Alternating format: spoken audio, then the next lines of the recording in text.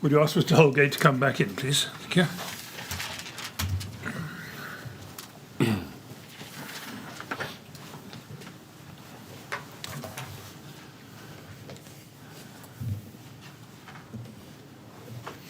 Right, Mr. Holgate, ready to carry on, I hope. Yes, thank you. Thank you very much. Yes, Mr. Miller? Thank you, Mr. Chairman. Mr. Holgate, can I take you back, please, to GOL 50181?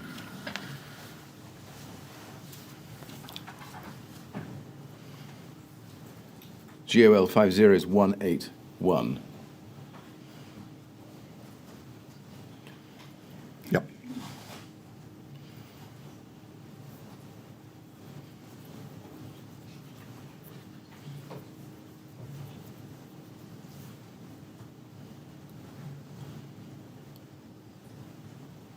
Yes, I can see paragraphs 31 to 33. Yes, that's not the right. That's not the document we. I beg your want. pardon. GOL 50181, please.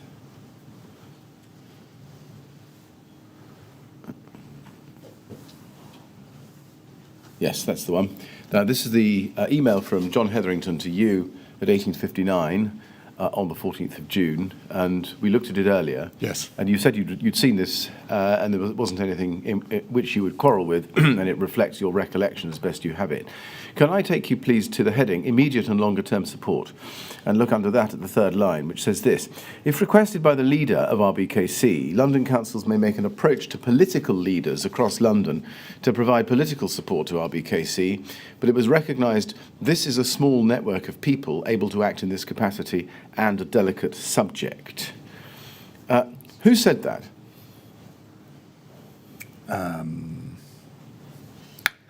Well, I don't know, but the active parties in the sentence appear to be the leader of RBKC and London councils. Right. What was meant, so far as you recollect it and understood it, by an approach to political leaders to provide political support to RBKC? I think what it might have meant was that if Councillor Paget Brown felt extremely beleaguered and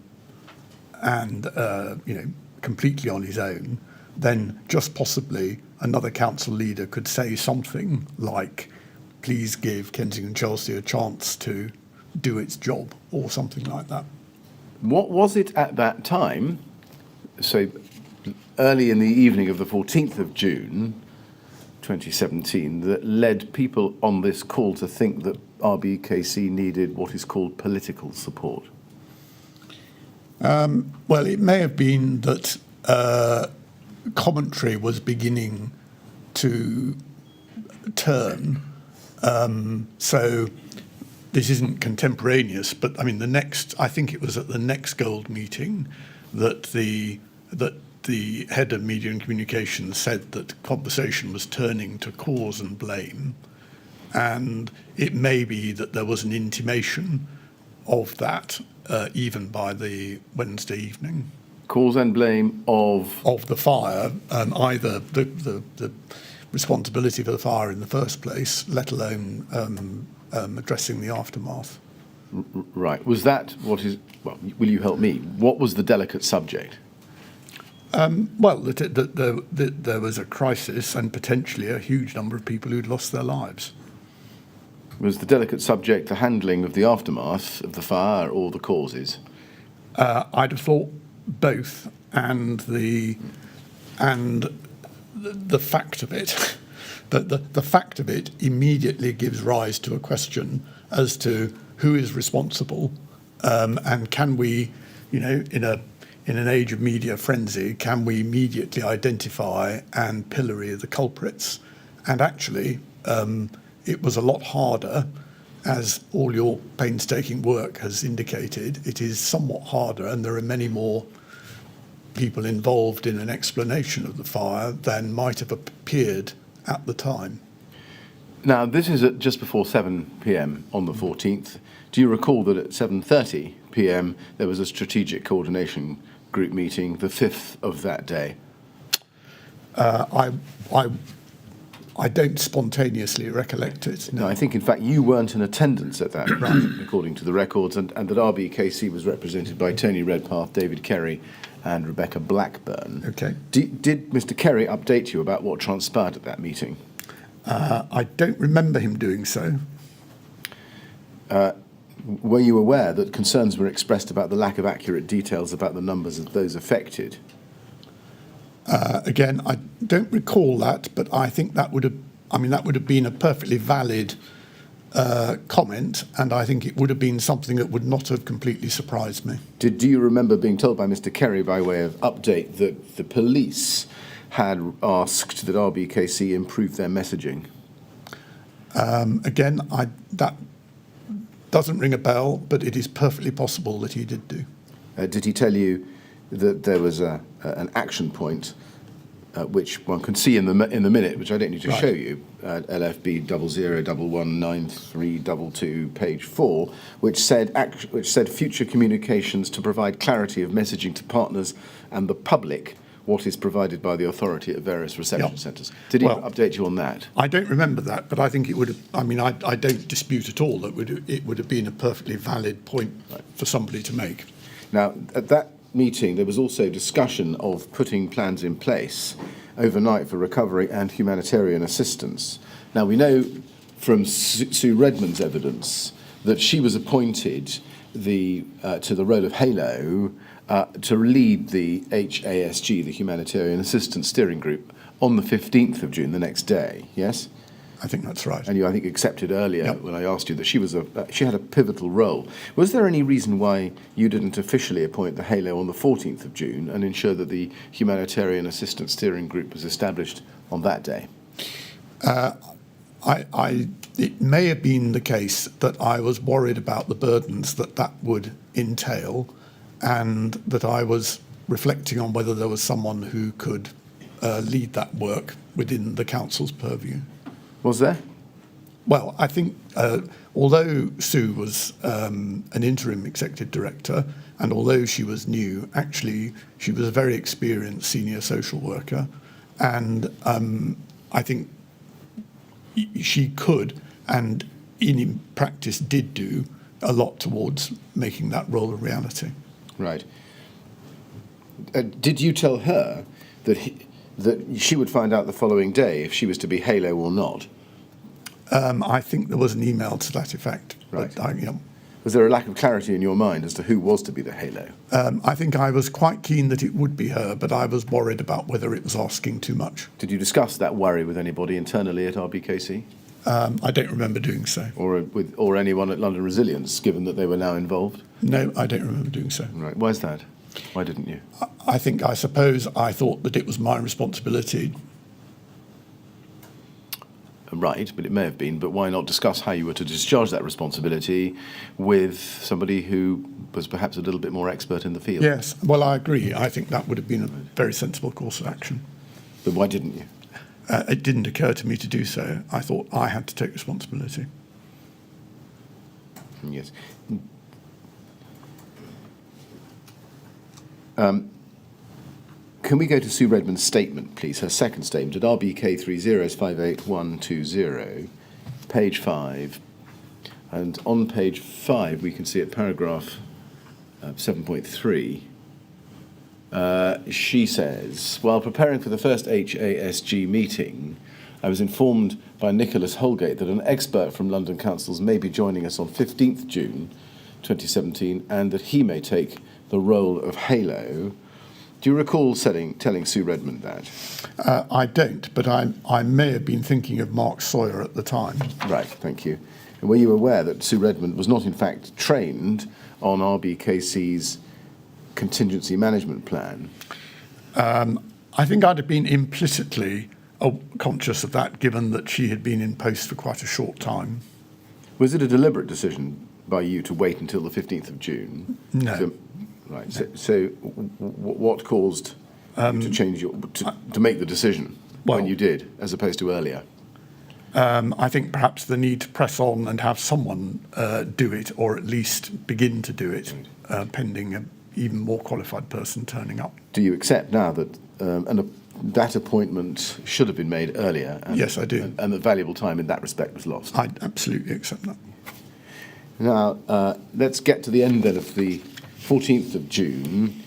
In your statement at paragraph 34, page 7, if we can go to that, your statement at RBK 30 35426, page 7, paragraph 34, you say, overall, I believed then that the borough had initiated the right arrangements and that officers were focusing on the right priorities. I now know that around 340 RBKC staff were mobilised on the 14th of June.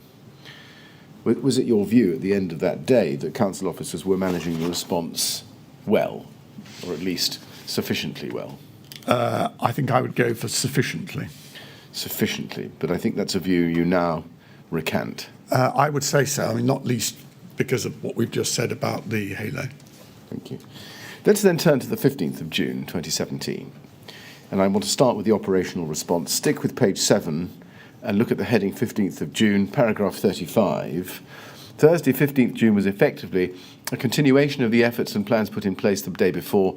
2 further gold meetings took place during 15th June, and I produced a copy of the gold meeting action sheets from these meetings as exhibits NH20 and NH21. Now, you attended the Westway Sports Centre at the 6 o'clock that morning, didn't you, I think? I did. And you say in your statement, in the next paragraph, it appeared to me that it was functioning well. That's para 36, yes?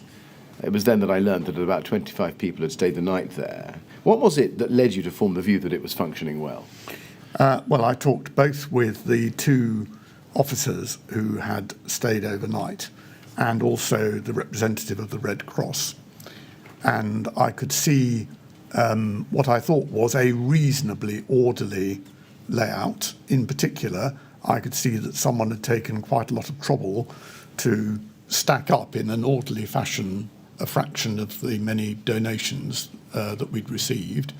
And I took some comfort from the fact that not a huge number of people had stayed overnight, but some people had stayed, some survivors had stayed overnight. But nonetheless, I think your view of the scale of the incident and the needs that could be furnished by RBKC had not changed from the previous day. I think that's right. Yeah. Just out of interest, what at that stage, early in the morning of the 15th, did you think the status in terms of the LRP framework and the protocols that Westway had at that stage? What kind of centre was it, did you think? Primarily a rest centre, primarily a place where survivors could go for support. Well, those are not the same thing, are they? Well, there was scope for people to sleep there, but there was also scope for people to go there and meet council officers and collect goods if they were helpful to them. So I think it had been a rest centre overnight. If it had to, it could have been a rest centre again. And I think indeed there were a handful of people for very strong reasons who wanted to stay in that location or very nearby. But in other respects, it was the centre through which council officers could meet survivors if they needed to help them. Now, what communication strategy was in place from the 14th but into the 15th, morning of the 15th, about providing the community with updates on the relief effort? Well, I had hoped that this would have been a product of the fact that the council was working with itself across the functions and that managers across the council knew whom to contact for any given support. So I had thought that messages would go through the officers in particular, attending rest centres or any other places where they could meet survivors, and that would be reflected, for instance, on the council website and other messages released to the media. Can we go to RBK 30's 5409, RBK 40's 5409, halfway down the first page, email from Warwick Lightfoot, Councillor Lightfoot, to you and others Nicholas Paget Brown. Subject, the councils need to coordinate in North Kensington. And if you look a little bit further down, if you go, please, to page 2 of the email run, the top of the page, it says that there remains a serious challenge in the coordination between the council and the police around the issue of who is dead, missing, and who is in hospital, and the council not being able to offer guidance, which, as I understand it, is very much a matter for the police.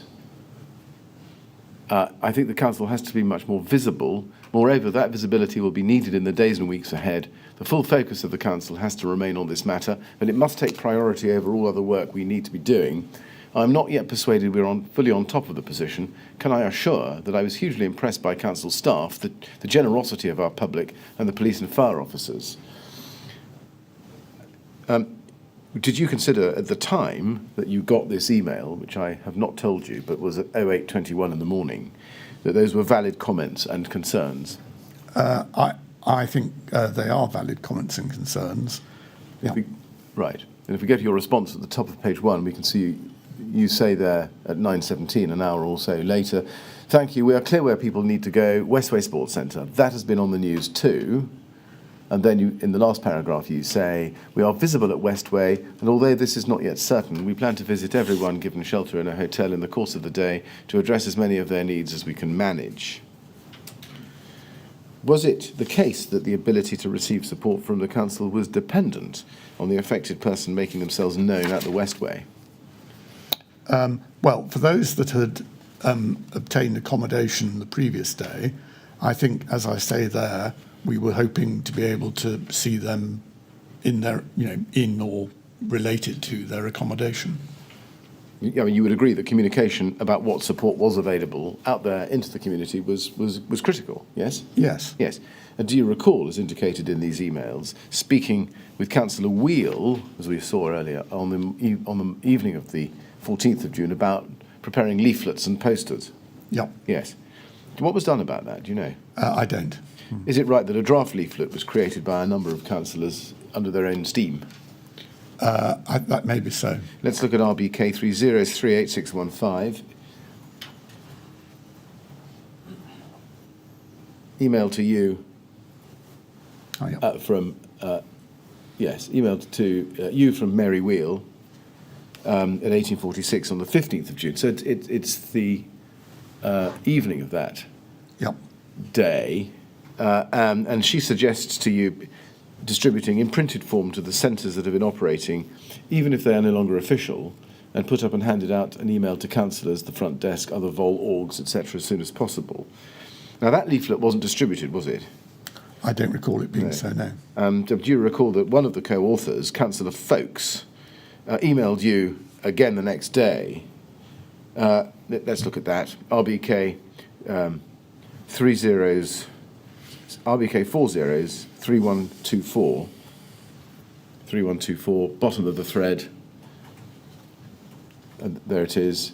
Dear all, I've repeatedly said to Mr Redpath and others that we need to communicate more with communities. The council is preparing a leaflet that I wanted to get out last night, but there was still no sign of it today.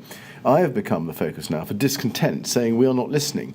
Please can you advise me as soon as you can tomorrow AM what and how we can handle this situation? We have been far too late to reach out, but not for want of us councillors asking for help and advice to do so. We are the front line and are having to take all the blame for this. We really need help and support, please. Please see email below as an example of what I'm receiving. And there's quite a detailed email on page 4, which sets out some of the matters in respect of which the community was expressing discontent. Matters like wristbands, tagging, housing arrangements, burial procedures for Muslim groups or from Muslim groups as a concern, etc. Do you recall that? I don't. I recall, I think, Councillor Folkes' email. If I saw that, I probably saw this. And I would have alerted the media team, I imagine, but I can't remember, to try and respond to this. And right. I mean, I think it is absolutely fair commentary, and it is perfectly strong evidence that the borough was not covering all the bases that it needed to, either at the start or by this date, which was presumably the Friday. Yeah, yes. Do you accept that no leaflet was in the event distributed by RBKC before the Saturday? I think the that's 17th? right. Yeah, I think that's right. And what accounted for the delay? Well, I suspect that, as Mr. Maxwell Scott said, our media team was very small, and I think that it was too absorbed in reactive work with the media wanting answers to lots of questions. And really, we had to forsake that purpose and get on with this, and we weren't purposeful enough in this regard. Right, but did it not occur to you at that time, and this is now the 15th, and this is later clearly, but on the 15th, that was one area, comms, where you could ask for mutual aid? Well, correct. And we did get 2 people from the City of London, and if Martin Fitzpatrick had wanted more people, he could have obtained more people. But what we should have done is been alert to the possibility that he and his team were essentially getting submerged and they weren't coping. Yes. Now, do you recall, well, let's look at it. RBK 402480, email chain, 15th of June, bottom of page 1, Catherine Folkes again.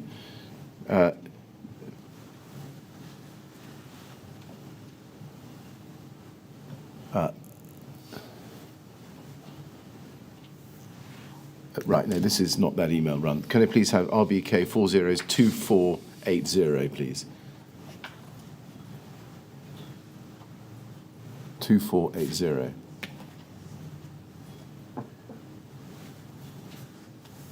Thank you.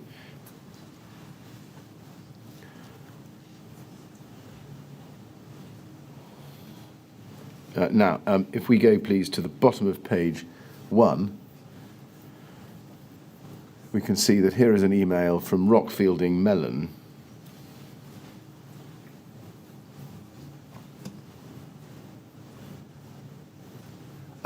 To Amanda Gill, copied to you, and over the page we can see the email signed by Rockfielding Mellon.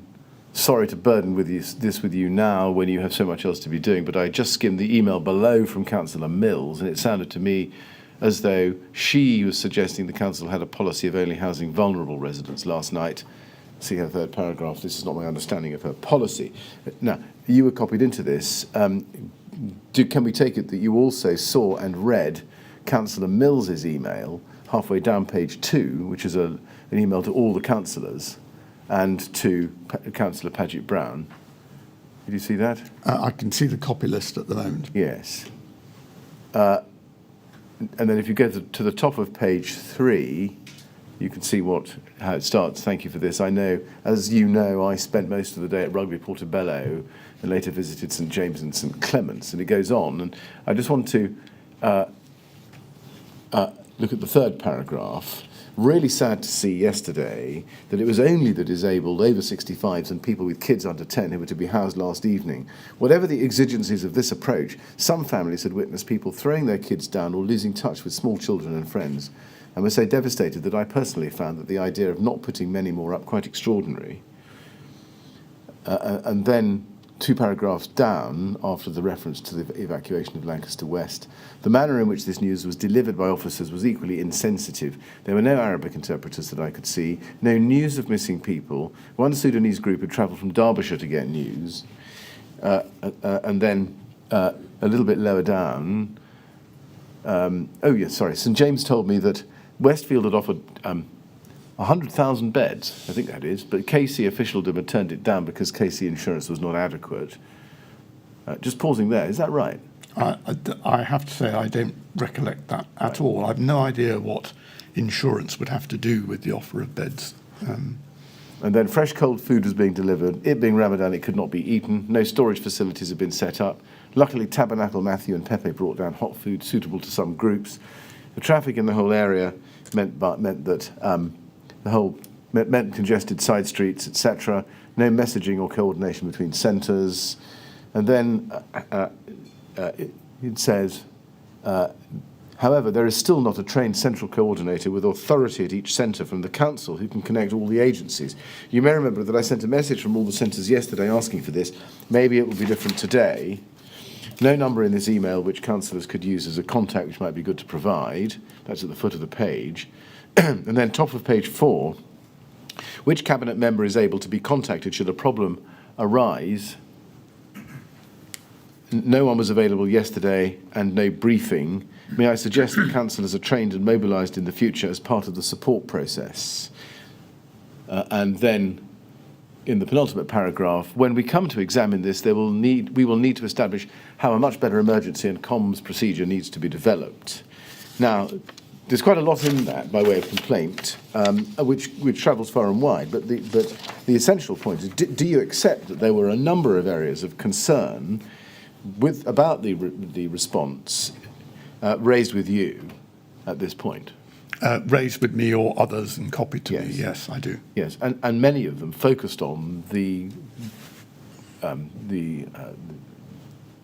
paucity of the communications response. Yes, absolutely.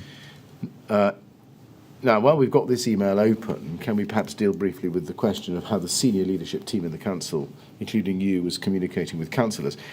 In your Project Athena interview, you remember the Project Athena interviews in the early part of 2018? Do you remember those? No, I don't. Right, I'd better show you have done them. Right, and let's look at RBK 29013.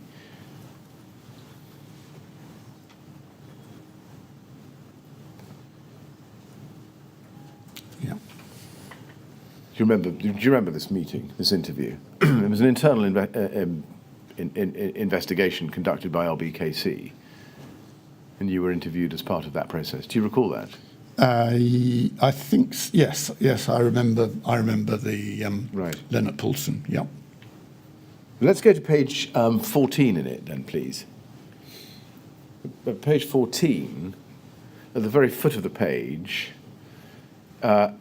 you say, I sent an email to all councillors on Wednesday evening at 6:38 p.m. and the council leader sent one maybe 2 days later. I think she has a semi-respectable case, that's Judith Blakeman, where in a sense they should have been bored by the number of communications from us telling them what we were doing, but those emails were infrequent and I think we could have done better than that, really. Is that right? Yes. You accept that? Absolutely. Do you accept that to update councillors is one of your roles as council? Absolutely. And do you consider that had councillors, and ward councillors in particular, where Grenfell was situated, had they been promptly briefed, they could have provided an additional channel of communication between the council and those whom it was seeking to support? Yes, I completely accept that. Now let's then turn to Mark Sawyer's presence. You told us earlier in today's evidence this morning that he had attended on the morning of the 15th of June, and that you tell us in your, he tells us in his statement that he was there to provide emergency planning and major incident response advice and support where requested. That's how he puts it. Would you agree with that? I would. Characterisation? Yes. Is it the case that on the 15th of June, you and David Kerry had an initial meeting with Mark Sawyer before the 10 a.m. wider RBKC Gold meeting? That sounds very sounds like. And he says in his statement, does Mark Sawyer, that he raised a number of matters with you, including what it was that RBKC should consider by way of additional support it needed. Do you agree? I think he would have done so, yes. Do you remember it? Not specifically, but I'm completely happy to accept that he would have done so. What was your view that morning as to the need for additional support?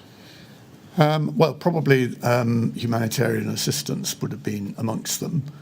I don't think I would have been sufficiently seized of the comms problems at that point to mention them specifically, but plainly that would have been a candidate as well. I think then, and this overlaps with the humanitarian assistance, there was the setting up of facilities that begin to help those who are bereaved as opposed to the survivors.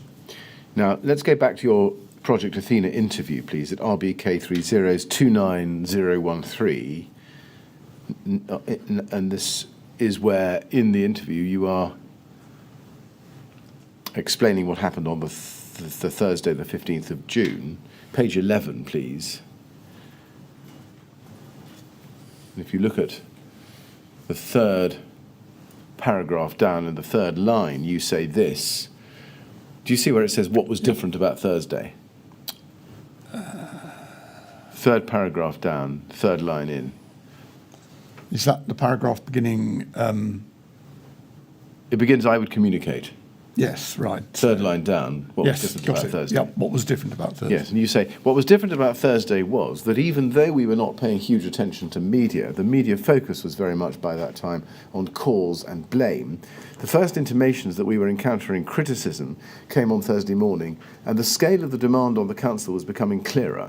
There were also some follow-up, additional auxiliary actions that the council was meant to be doing on the Thursday or soon afterwards. For example, at some point it was meant to open up a friends and family centre so that family of someone displaced by the fire would have someone to meet them. I was a little bit worried that we as the council alone didn't have the bandwidth to become involved with this next wave of things that had to be done. Now, you say that the scale of the demand on the council was becoming clearer. Did you continue to believe that the council could cope on its own?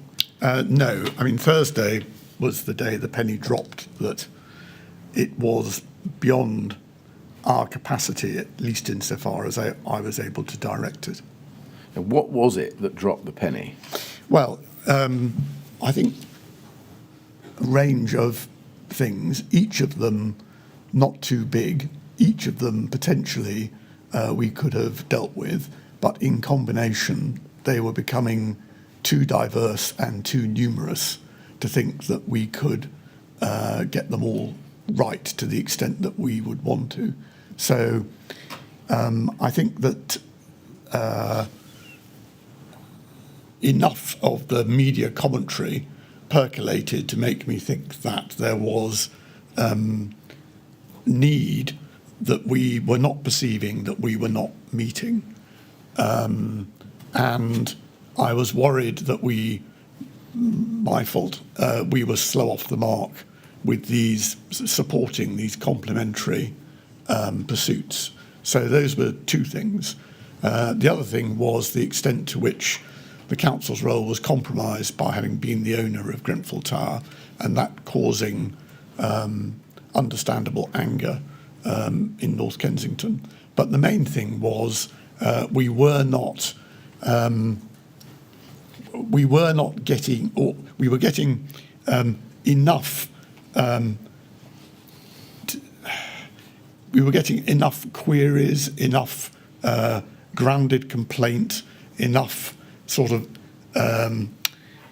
adverse comment of some sort or another to make it clear that we were not sufficiently far across the range of things that we should be addressing. Right. I mean, adverse comment is one thing, but from what you could see, could you give us perhaps a short list, as short as you can make it, if you can, of the principal matters which on their own you could have coped with, but which cumulatively meant that you had been pushed over the edge?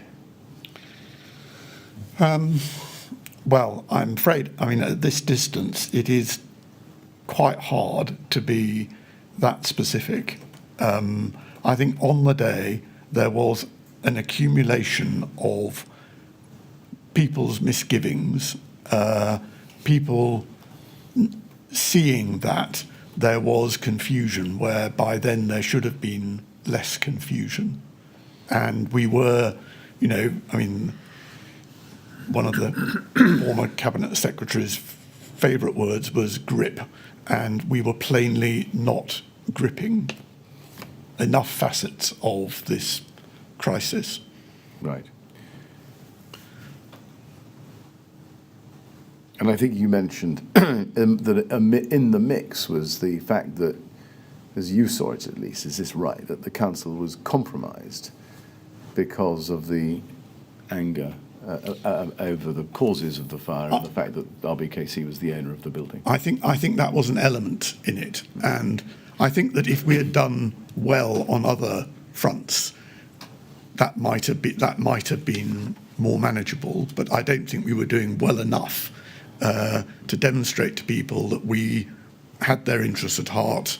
We wanted to bring them as much support as possible. There was too much contraindication that we were failing in that. And that was a goad to people who thought very little of the council in the first place. Now, it may be difficult to divide the day up into small slices, but can you remember more or less when it was on Thursday, the 15th of June, that the penny dropped? Well, I think it was an accumulation during the day. If there was a moment of revelation, then it has escaped me. I think by the time the phone call with John Baradell and others occurred, I was very, very worried indeed. Right. Well, let's take the day slightly more slowly. We start with the gold meeting at 10. Mm-hmm. We've started already, but we're now going to the gold meeting at 10, which you chaired. Minute is at RBK30 13270. And we can see there that Mark Sawyer attended, you see? Is the last name in the attendance list. Yes. He says in his statement to the inquiry, we don't need to turn it up, it's paragraph 73 on page 14 of his statement, that he'd suggested to you that the meeting had been very operational and not strategic enough. Is that right? Do you remember him saying that? I don't, but I completely accept such an observation. Do you remember whether the RBKC Gold Group structure or strategy was changed after he'd said what he said? I think I invited him to help me and whoever was silver at the time to improve the meetings accordingly. That was something that he could contribute to. Let's have his statement up then at GOL 401349.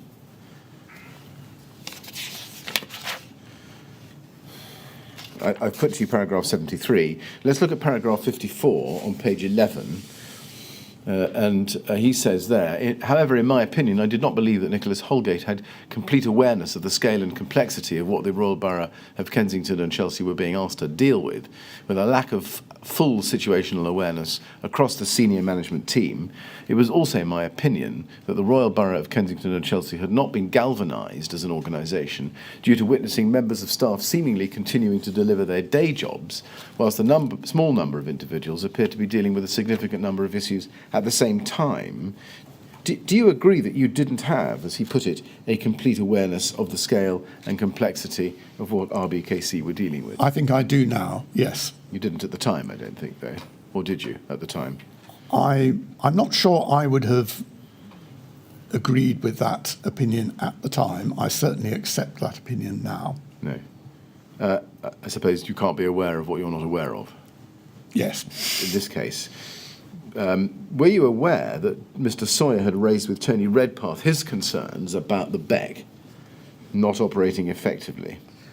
I don't recall that, but it's perfectly possible that he would have said it to me. Right. Do you remember whether Mr. Sawyer, or you knew that Mr. Sawyer had raised the absence of a situational or sit rep from the BEC before any RBKC Gold meeting, and that was hindering situational awareness? No, I don't remember that, but it sounds like a very sensible observation to have made. It's a fact, and tell me if this is wrong, that in fact no situation report was produced by the BEC until the morning of the 16th of June, the Friday. That may be so, but I think what we were trying to do was to get the person in charge of, or just completing being in charge of the BEC, to come to the Gold meeting. Right. But I accept that a written report would have been better. Yes, I mean, given that, as you described it in the Project Athena interview, the BEC should have been the spider at the centre of the web. Can you account for why there was no situational awareness report or sit-rep produced by it until more than 48 hours after the end of the incident? Well, I would imagine that they were absolutely flat out on other functions, including responding to emails, phone calls, and so on.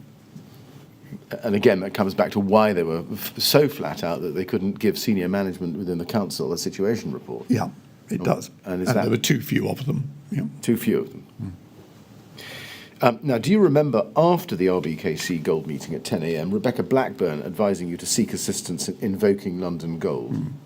I don't, but that would certainly have been one of the pennies dropping during that day. Now, she says in her evidence, let me just show this to you to be precise. This is at RBK 30's 35364, page 8, paragraph 37. And she confirmed this when she came to give evidence to the inquiry. If we look at that, she says, during the day I spoke to Tony Redpath and Nicholas Holgate about when responsibility for managing the incident would return to the borough. I suggested that they seek assistance from other London boroughs invoking London Gold. Nicholas told me that he had received an email from the Chief Executive of Southwark Council offering assistance. He said she had particular experience from the Lacknell House fire. I had the impression that senior management at the borough were reluctant to seek mutual aid, despite the fact I had advised Nicholas Holgate and Tony Redpath to activate London Gold after the Gold meeting. Now, leaving aside her impression, do you agree, or can you recall the facts to which she speaks in that paragraph there?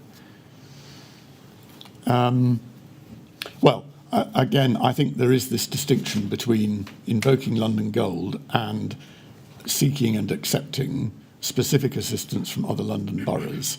The latter was absolutely fine, more or less from the start of the crisis. The former, in the course of Thursday, this was the direction I was moving in. It's perfectly reasonable to say I should have moved faster.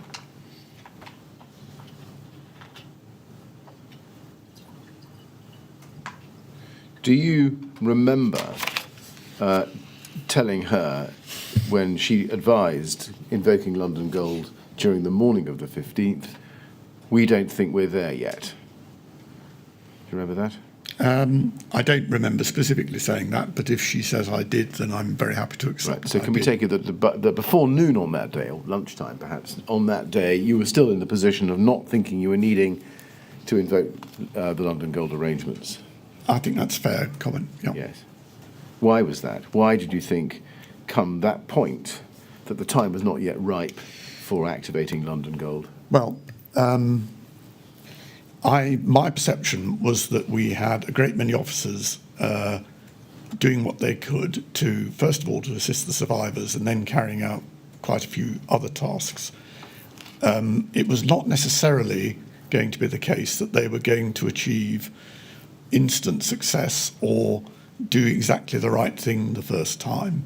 And I think that there had to be a little opportunity for them to do what they thought was right, not quite get it right, adjust it and get it right. So, there's an element of having to learn as we went, given the very particular circumstances of this crisis. And, to some degree, that was fine, but actually the extent of learning and the inability to sort of embody the learning in the next iteration of any one task made it clear that we were not getting on top of it. Does that speak to a defect in the training or an absence of training? I think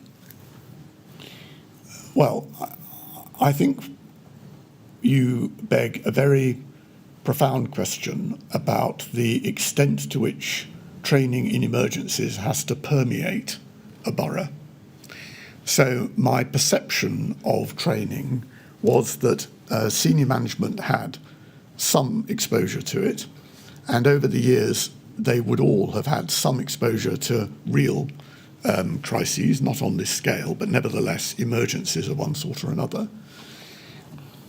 My reflection now is that I do not know, but I believe that it may be the case that a lot of the staff who were needed to deliver difficult pieces of work in the aftermath of this tragedy would not have had much training at all. And I do not think that that would have been unusual. My suspicion is that the model of responsiveness focused on people, focused, as it were, a lot of what training there was on a relatively small number of people who would have been primarily in the Borough Emergency Control Centre. And I do not think necessarily that much training routinely spread out much wider than that. And I think that that was a problem. if I'm right, because it would have made those individual staff members less able to judge whether they were having the requisite success. And that, again, through no fault of their own, absolutely no fault of their own, would have slowed down the sort of feedback up the chain, which might have shown us that we were not getting to where we needed to go. Let's turn then to the support of central government. Now, we know Melanie Dawes was the permanent secretary to the DCLG, as it was then called. Yep. Let's go to CLG 403084. CLG 403084. Email 0952 to you on the 15th of June. Call with Melanie Dawes at DCLG. Melanie has asked if you might be available later this morning to speak. Melanie is currently in a meeting with the Secretary of State that is due to finish around 10:15. Did you speak to her that day? I think I did. Right. Now, we know that on that day, London Resilience forwarded to you an email from the department. Let's go to that. It's at GOL 401196.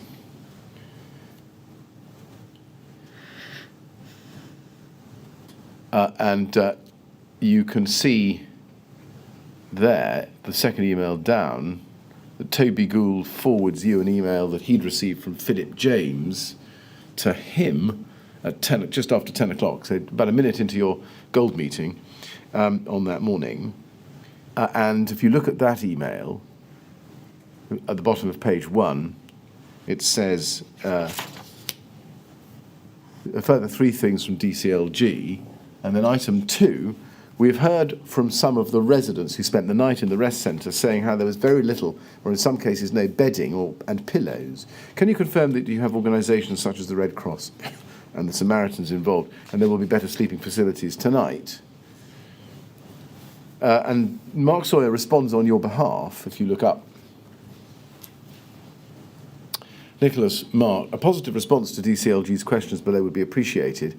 Nicholas, if you'd like to appoint someone to be their main point of contact for you rather than through us, please let me know. Did you liaise with the DCLG in relation to the sleeping facilities at the rest centre, or offer of support from the press office, which is the other offer made? I don't remember the offer from the press office. The point about the sleeping facilities would have surprised me, because that was not a point registered with me when I visited the Westway Sports Centre first thing that morning.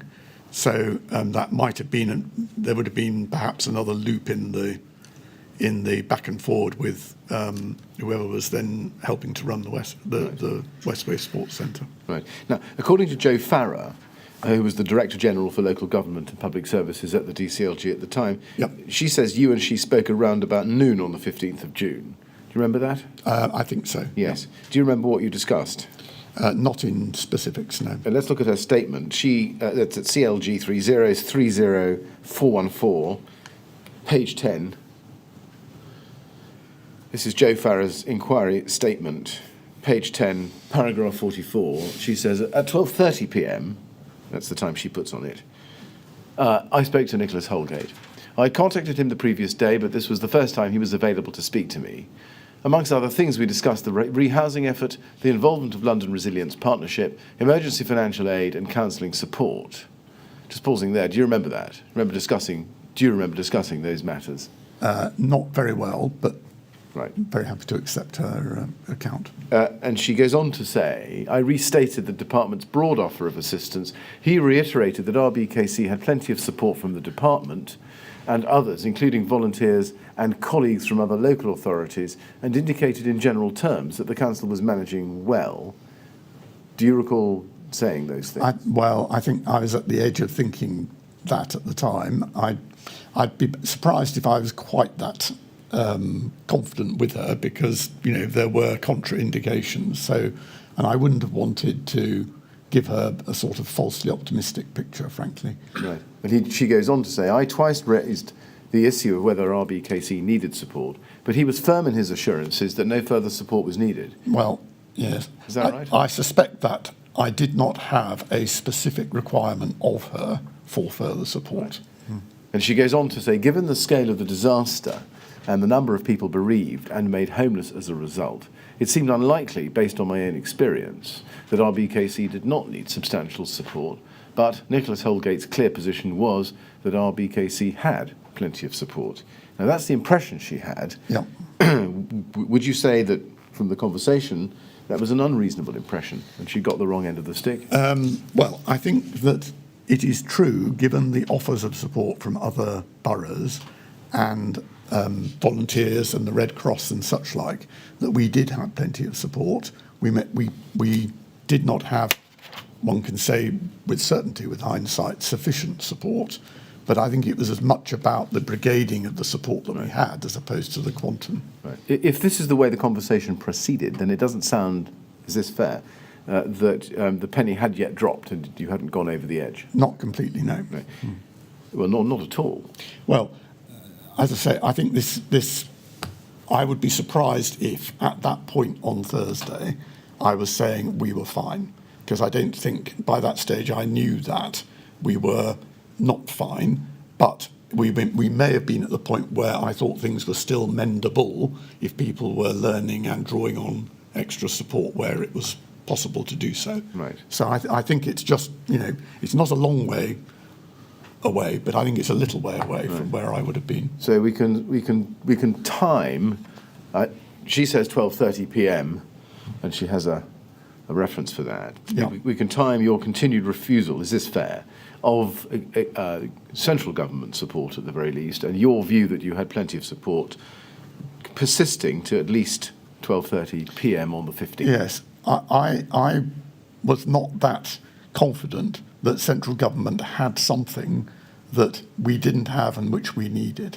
So I know she has a little list there, and I mean, emergency financial aid was useful, did come on stream a few days later, but these things are relatively high level. They are not something that I could have worked out how to plug in. I mean, I don't know what she means, for instance, by the rehousing effort. They didn't have properties they could offer us, for example.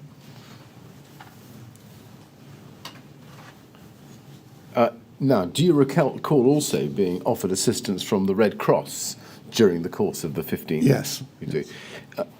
Let's look at RBK 65083.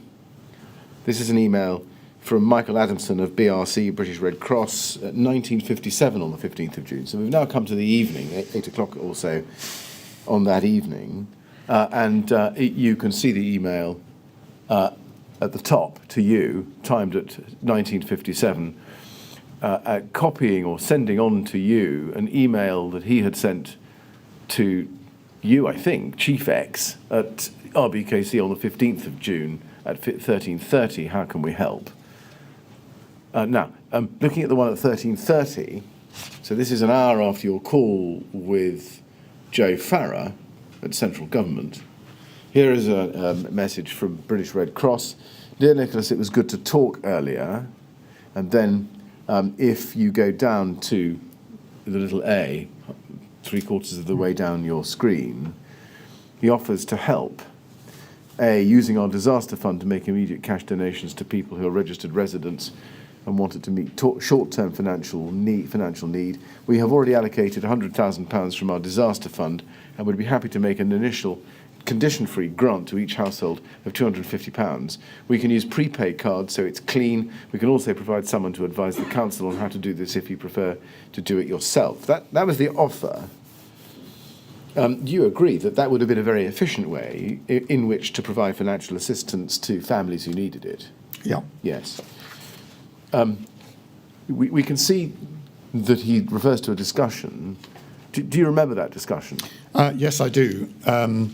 And I mean, this is a good example of not thinking of the right answer. So when we had that conversation and he made that offer, my concern was that the Red Cross would use up its own money in this way when it might need that money for many other purposes. And actually, the council would fund all the help that survivors and others might need. But what I should have done is seize the offer of the prepaid cards and simply agree that the council would fund them. That is what I should have done. Yes, I see. In fact, you refused the offer, didn't you? That's right, because I thought that it was the Red Cross using up money that could be put to some other use, when in this case there was a source of funds, essentially, in effect, unlimited, that the council itself would deploy. And did you refuse the offer during the conversation which preceded this email, or was there a later conversation? I think we talked mid-afternoon on the Thursday. So, I mean, this is an account, a perfectly fair account of what he had offered. Right. Now, there was then a ministerial meeting at 15:30 on the 15th of June. I think you managed to attend. You dialed into it. I'm not sure I did. Well, let's look at the minute. CAB 402720.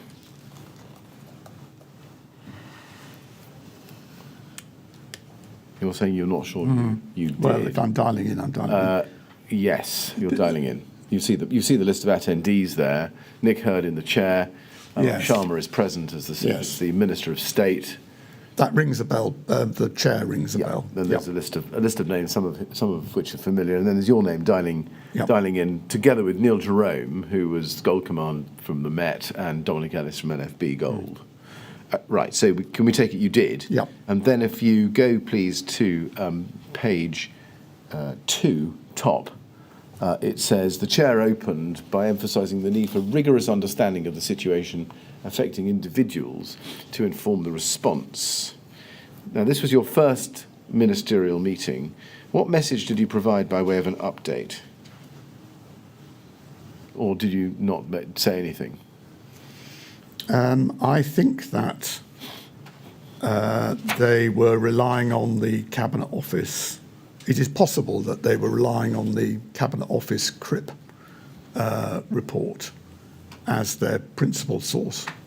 CRIP? Yes, it's an I've seen acronym that. for, yes, please. Can't remember what it stands for, but it was what the Cabinet Office produced for either most or all of the ministerial meetings over those days. So I think that, for instance, I'm not sure I'd have been across the fact that the A40 was closed or not. So that sort of fact would have had to come from someone else coordinating across government departments. Do you remember saying anything at the meeting? I don't remember saying anything, but if I looked through the entire account, I could pick out something that might have been me. Right. Well, let's not do that. In general terms, how did you think the meeting went? Well, I mean, given that I can barely remember attending it, I don't think I can claim to much of an account of it. But I think that this was, to some degree, ministers getting a more granular, a more detailed understanding of the facets of the crisis in the round, with specifics like, transport impediments or whatever. I wouldn't have said that it was necessarily much of a contribution to sorting something. I think it was them getting into the idea that this was going to be a big issue for at least a number of days to come. Right. Now, I want to just put a couple of instances of, of those who were there and their impression of what your contribution was. Sure. Can we please go first to CLG 3030412? What I'm showing you is Catherine Richardson's witness statement to the inquiry, paragraph 77. Now, Catherine Richardson was, as you may have remembered, the Deputy Director of RED, the Resilience and Emergency Division of the DCLG, and she says here, paragraph 77, that she attended this meeting And she says in the second sentence, Nick Holgate, RBKC Chief Executive, was not able to answer detailed questions about the situation on the ground and appeared quite defensive, trying to assure ministers that no additional help was required. Now, just pausing there, leave aside her impression of you being defensive. Was it the case, as a fact, that you were not able to answer detailed questions about the situation on the ground? I think it's quite possible that they had specific questions to which I did not know the answer. Did you try to assure ministers that no additional help was required? I'd be very surprised if I was so straightforward in that respect. What I would probably have said is something along the lines of, here is what we think we are doing, as it were. I'm not sure where the gaps are. There will be gaps, but I'm not sure what additional help you can require. You can offer. Did you form the impression in your own turn about what impression she had and those others at the meeting had about whether you were providing adequate reassurance to them? I don't think I would have gained the impression that they would have been satisfied. I think that they would have been rightly concerned. Let's go next to Catherine Hammond's statement, CAB 30147764. And I want to go to page 18 in it, please, paragraph 62. Now, Catherine Hammond, from whom we'll be hearing in this module later, was the Cabinet Office Director of the Civil Contingency Secretariat, or the CCS. And she says here, in paragraph 62, the meeting opened with an update on the current situation, and then she goes on to say, however, I recall being a little concerned that there was an absence of data which a local authority might have been expected to have readily available, most notably the numbers of tenants in Grenfell Tower. Mr. Holgate was also unable to articulate any plan beyond the immediate for rehousing or supporting those affected, or what resources would be needed from outside RBKC for that to occur. My overall impression from Mr. Holgate at the 15th of June 2017 meeting was that RBKC was overwhelmed by the requirements of its role in relation to the fire. Do you remember being unable to give Catherine Hammond any assurance about the numbers of tenants in Grenfell Tower, or matters of that nature? I'm surprised at that, because I've had a figure of 129, or very near offer, on my mind for a very long time. Well, that's the flat number. Those are the numbers of flats. That's right. Not the numbers of tenants. No. But as a starting point, right. I would have known that number, I think. But you're right. I wouldn't have known the number of tenants in each flat and been able to add them up to a total. That is true. Right. And from what you could tell at the meeting, do you think that they did have the impression to which Miss Hammond speaks, namely that RBKC was overwhelmed by the requirements of its role? I would not have wanted to give them a false assurance. Right. I'm sure that they had questions left unanswered. Right. Absolutely. I mean, was it not clear to you by the time of this meeting, 3:30 in the afternoon of Thursday, the 15th of June 2017, that everybody was telling you that RBKC could have extra help and needed it? I was clear that there were offers of help. I was hopeful that where we knew we wanted specific help, we would get it.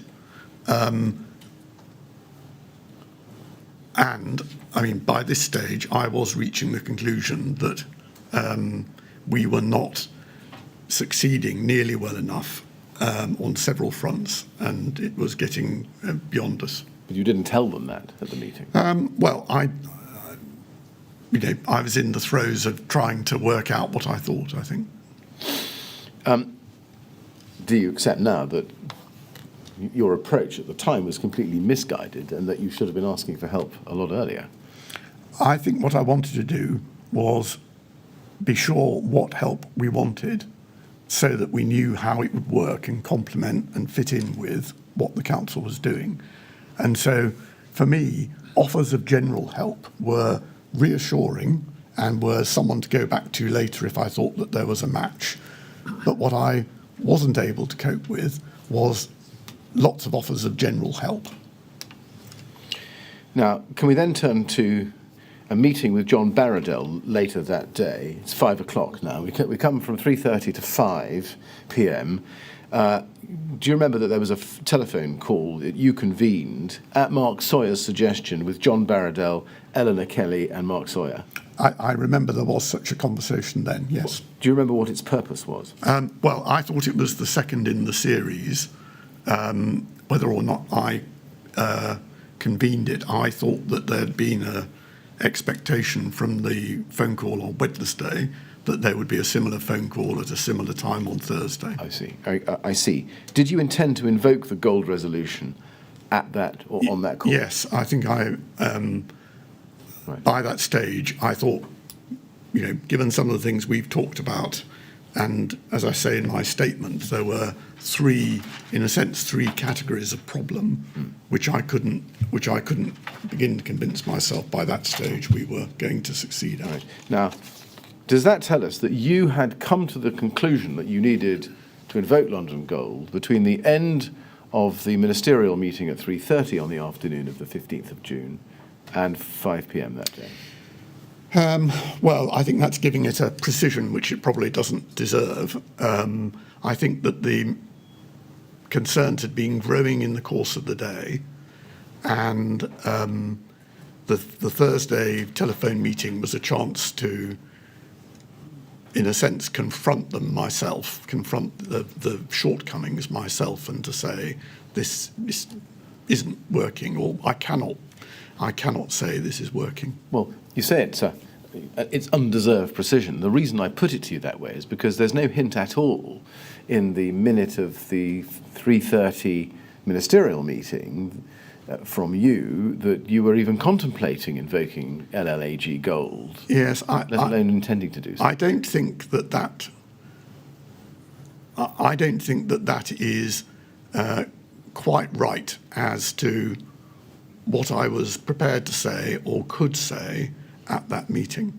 I think, again, it's a distinction between a willingness to accept help, yes, a willingness to take up specific help where we knew we needed it, versus a sort of general acknowledgement of insufficiency, which I didn't think we were quite at that role. And I fear, with hindsight, that they may have taken my unwillingness to acknowledge insufficiency more or less across the board as a belief that at least in some respects we were performing adequately. Now let's go to your statement then at page 7, paragraph 38, your main statement. And you say there, it was my decision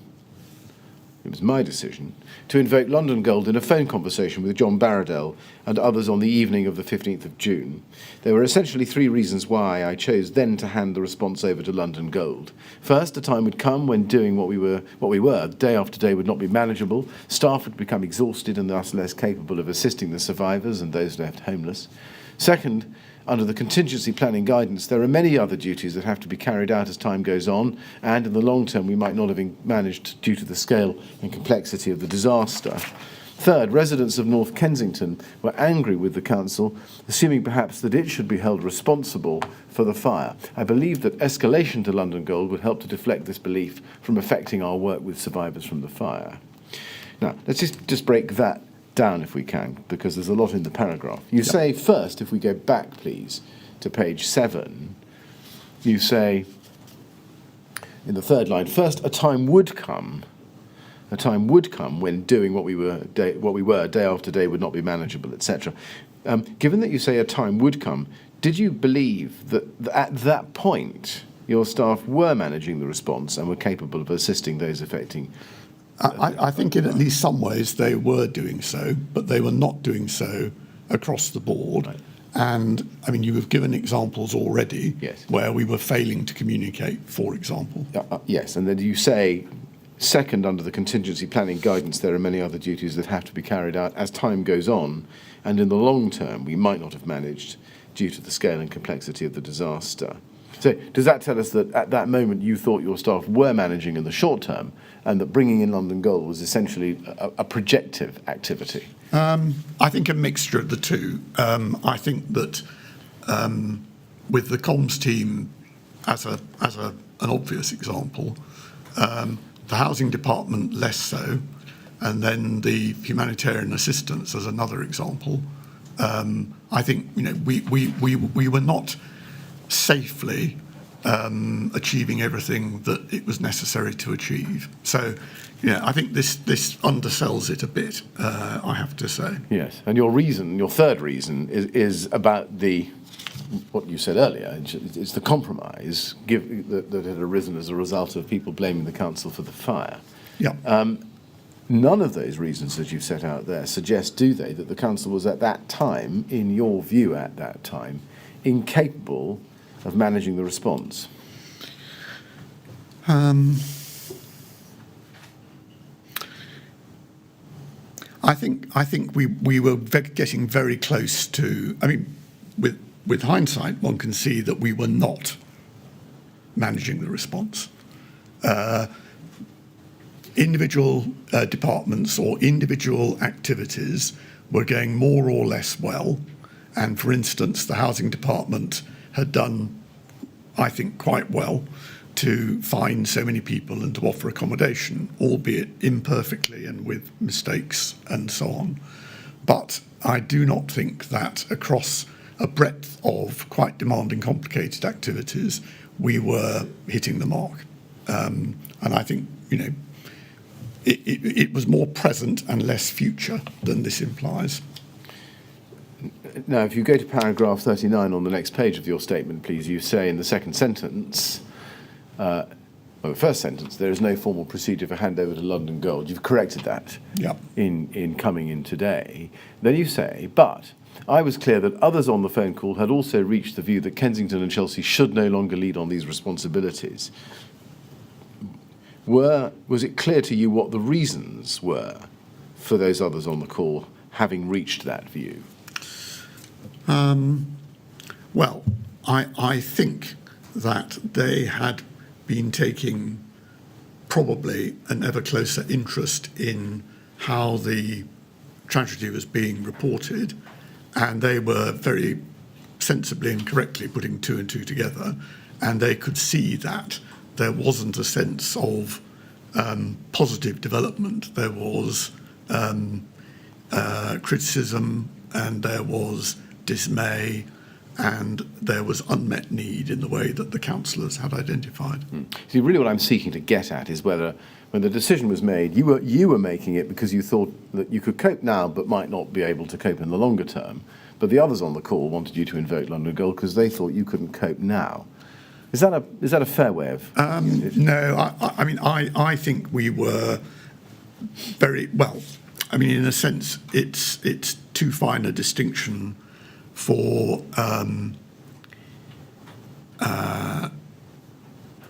people to hang anything very significant on it. I thought that we were doing some things just about well enough, but we were certainly not doing well enough across the piece. Right. Was it the case that, in fact, by finally triggering or agreeing to trigger London Gold at 5 p.m. on the evening of the 15th, you were reluctantly responding to external pressure due to growing concerns about the council's inability to lead on the response efforts? Yes. Yes. Mr. Chairman, is that a convenient moment? Yes, it is. Thank you very much. We'll have a short break now, Mr. Holgate. We'll come back at 3:30, please. Certainly. And again, please don't discuss your evidence while you're out of the room. No. Thank you.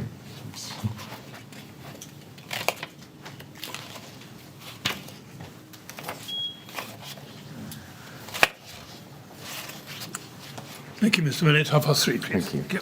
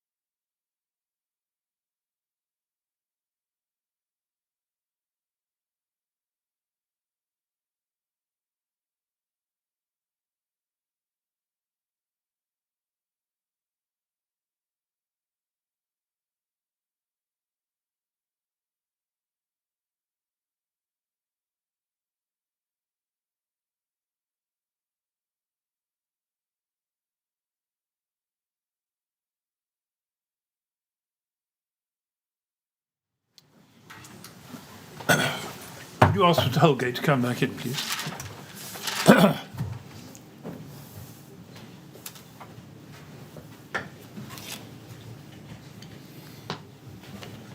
Well, when you're ready, we'll resume the hearing. Thank you very much. Yes, you ready, Mr. Holgate? Yes. Thank you very much. Yes, Mr. Millett. Thank you, Mr. Chairman. Now, activation of the gold resolution. I just want some help from you about your understanding about what that involved. Did you consider that it was a mechanism to help a single local authority or transfer of control to another chief executive? I think it involved the transfer to another chief executive. So if I had invoked London Gold on the Wednesday morning, it would have gone to Andrew Blake Herbert or Chris Naylor. They were the duty lags. Yeah. Now, RBK30 please. Let's see how this transpired. This is an email from you to David Kerry early in the morning of the 16th at 02:53. Yep. You see that? Telling him that the LLAG has been invoked, have invoked LLAG. Hope J. Baradell will join by 10 today to help expand our capacity. Why did you leave it until 2 o'clock in the morning? Sorry, almost 3 o'clock in the morning on the 16th to tell David Kerry that the LLAG had been invoked? I think that by then, I don't think I had seen a note of the meeting. Indeed, I don't think I'd seen a note of the meeting at all. And it was on my mind, as you can see, as it was around about 3 a.m. And that was my understanding of John Baradell's plan. I thought I probably hadn't shared it yet, so I was sharing it then. And you say to help expand our capacity. Was it your understanding that London Gold would be in fact assisting RBKC by expanding your capacity, but that you weren't handing over control? No, I think that I can't remember the terms on which the phone conversation had concluded, but I was certainly expecting to be, in effect, superseded.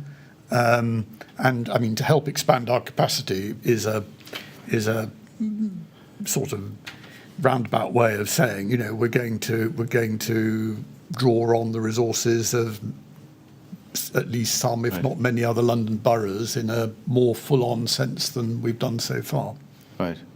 I wonder if that's right. Can we look at an email you sent a little bit later that morning at RBK 405673?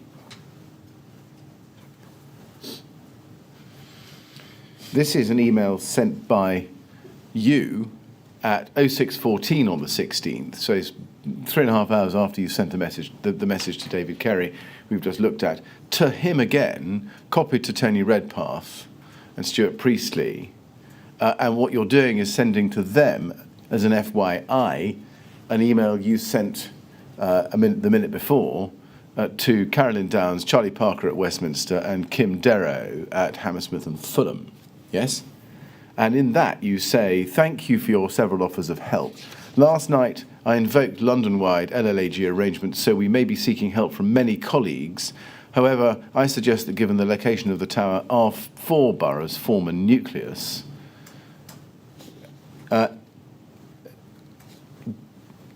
Did you think that you, or RBKC at least, would still be leading the relief effort, the response, but with support now from Westminster, Hammersmith and Fulham, and perhaps other boroughs?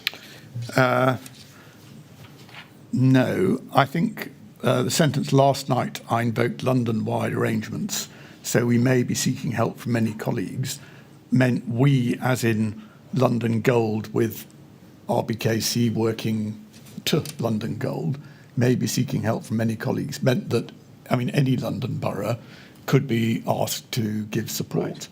But I was conscious that these 4 boroughs were all relatively close to the Westway Sports Centre, and I think I was worried, given some of the feedback you've already touched on, that we weren't doing well enough there. So here was something we could do in the meantime if they were amenable. Right, I see. Now, in the preparatory questionnaire for your Project Athena interview, which was done, as I've shown you, in early 2018, you indicated that by invoking LNAG, you were, quotes, agreeing to cede gold responsibilities to John Barradell, unquote. I'm not going to show it to you unless you want to see it. No. That is what you say. Was that your belief at the time, that you were ceding gold responsibilities to John Barradell, or is it just a description of what occurred? I think because I had understood that John was going to come to the council the next morning, that he was going to be the London Gold to begin with. And I mean, I was conscious of the rota that chief executives formed, so I probably didn't think he was going to do it for a long time, but I thought he was the first of a series. I see. Did you think you were going to remain in charge, in practical terms, into Friday until John Barradell had, in practical terms, taken over? I think the answer is no. I think that if you had asked me round about 8 o'clock in the morning, I would have said, I'm introducing John to the various people working hard across the council, and he is going to start taking decisions and showing us where we've gone wrong, and giving himself a freer hand than I had given myself to draw on potentially large numbers of people from other boroughs. But am I right in understanding that he assumed the position of gold simply by virtue of being in that point on the rota? He wasn't chosen for his particular expertise. That might be so, Mr. Chairman. I felt that he, insofar as London Borough chief executives had any expert, it was he. He and Eleanor Kelly, working in support of him, I think, were the two chief executives who, as it were, specialised in how the boroughs should work singly or together to provide emergency support. And I was not sure. I mean, I wouldn't have been able to tell you whether he was the person on the rota or not. Right, thank you. Right.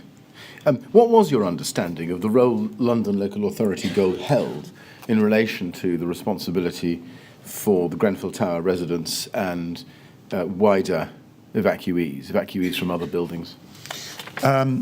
I would have said that the tragedy had to be managed, however multifaceted it was, it would probably have to be managed as a single programme, and therefore, even if London Gold was willing in practice to delegate some particular function to another borough, that would be his decision. So, a very good move they made, I think, earlier the following week, if not sooner, was to put Ealing Borough in charge of the Westway Sports Centre. And that was a very good way of bringing senior people and a largish number of people to bring order to something that obviously hadn't had enough order before then. Now, let me show you a document from central government after the fire and after the after effects. CAB 30147768.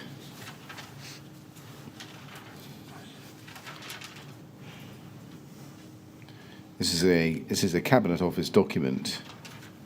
CAB 30147768. Now, if you can go just go please to page 1 of this document, I can show you what it is. It's a lessons learnt document. Grenfell Tower tragedy, lessons for the central response. And I'd like just to show you page 3, please, and explore paragraph 12 with you.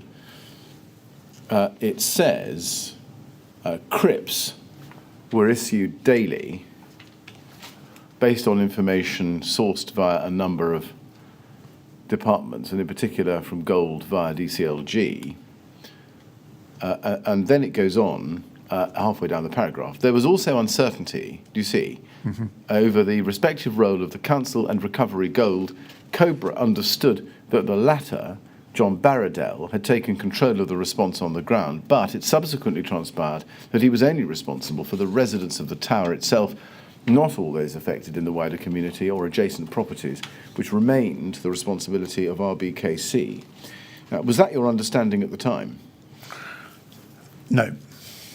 What did you understand at the time?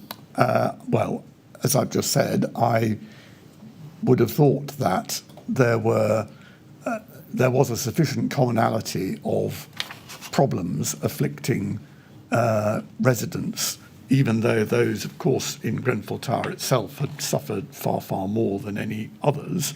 But I would have said that it needed to be managed as a totality. Did it occur to you during those days, 16th, 17th perhaps, that John Barradell's view of his role was limited to the residents of the tower? Well, I mean, the frankly astonishing thing is that this was not a topic of conversation, a sort of currency of conversation over those days that I can recall.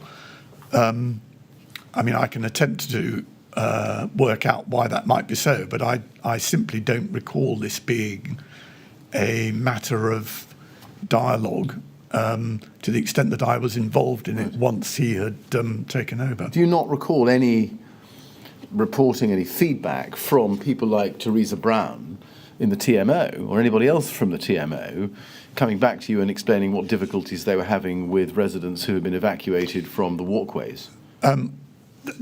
I do recall that at various times the groups of residents affected fluctuated, and sometimes it included the finger blocks and, of course, Grenfell Walk. What I don't remember is an interaction or an interplay between the plights of those groups of residents and the range of responsibilities being run from what turned into the Westminster-owned Beck. But I mean, did anybody tell you things like, we've got a problem in accommodating 450 or 800 residents from the walkways, we don't know where to put them, people are sleeping rough, that kind of thing? Did anybody ever come back to you with that sort of information? Well, which days are we talking about? 16th, 15th, 16th, 17th. I think that we were trying to provide accommodation support for people beyond the tower itself. Right. But we weren't always succeeding. I think quite a lot of people had to stay with friends, relatives, neighbours, not in the affected buildings, but nearby. But was there any discussion that you had with John Barradell about the limits of his role once he'd taken over Gold? I do not recall any discussion of that sort of issue. No, I don't. Well, let's come back to that in a moment. In your statement, you say, as we've seen, and I think you've now corrected, that there's no formal handover procedure to London Gold. That's paragraph 39, as we've seen. Was there a handover? Well, he came, I think he came actually about 8 o'clock in the morning on the Friday, and he sat in on, as an observer, the first Gold meeting. And I think I say in my statement that I offered him the chair of the meeting because I thought that that was what was going to happen. He wanted to be an observer. I thought that was absolutely fine if that was his way of finding out what we were doing and not doing. Then, going on from that, we had the ministerial meeting in the afternoon, and we attended that by telephone as a sort of double act, I would say. Yeah. Right. Well, we'll get to the 10 o'clock Gold meeting on the morning of the 16th of June in a moment. Before we do, let me just ask you this. Once the decision to activate London Gold had been made, and made by you, is it right that, in fact, John Barradell took responsibility at or from 2 o'clock in the afternoon on the 16th of June? Well, I think that is broadly right, in the sense that I was happy to, in most respects, defer to him as the spokesman for local authorities when we had the meeting with the Prime Minister and others on the phone. Let's just go to his second statement then, GOL 401706. And if we can go, please, to page 15.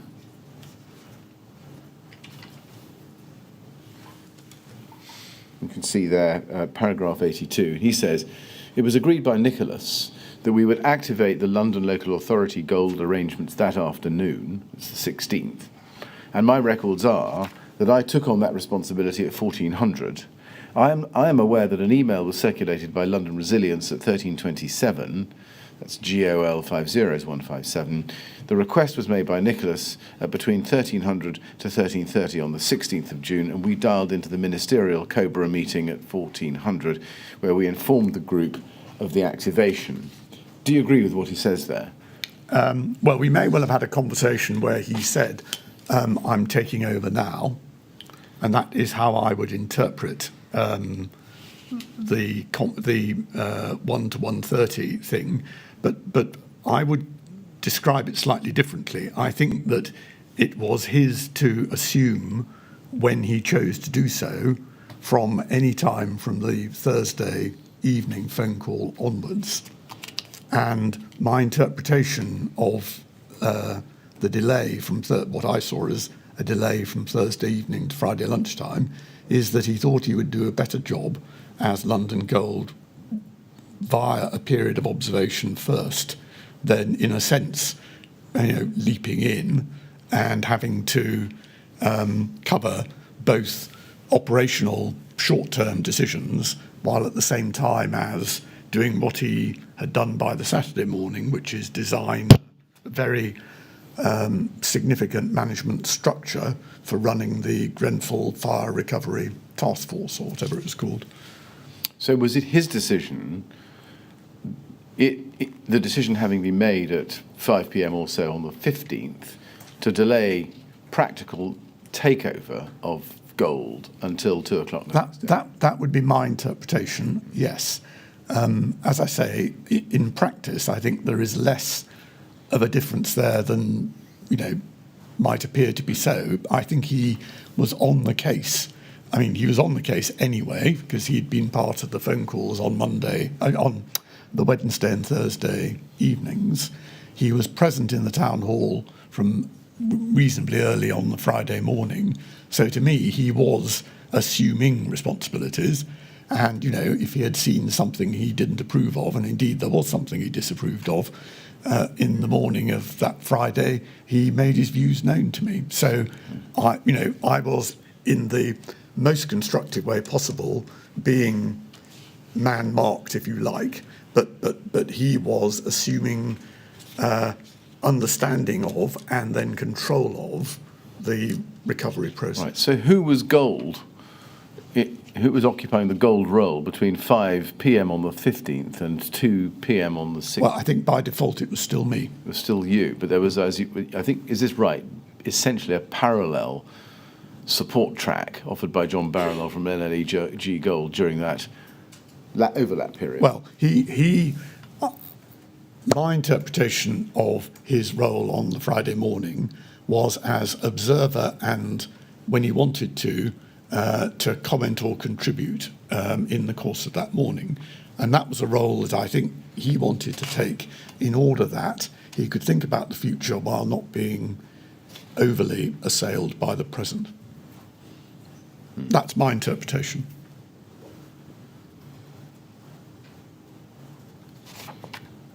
Now, you may remember that on the Saturday, Nicholas Paget-Brown, the then leader, had an interview with the BBC. The programme was The World This Weekend.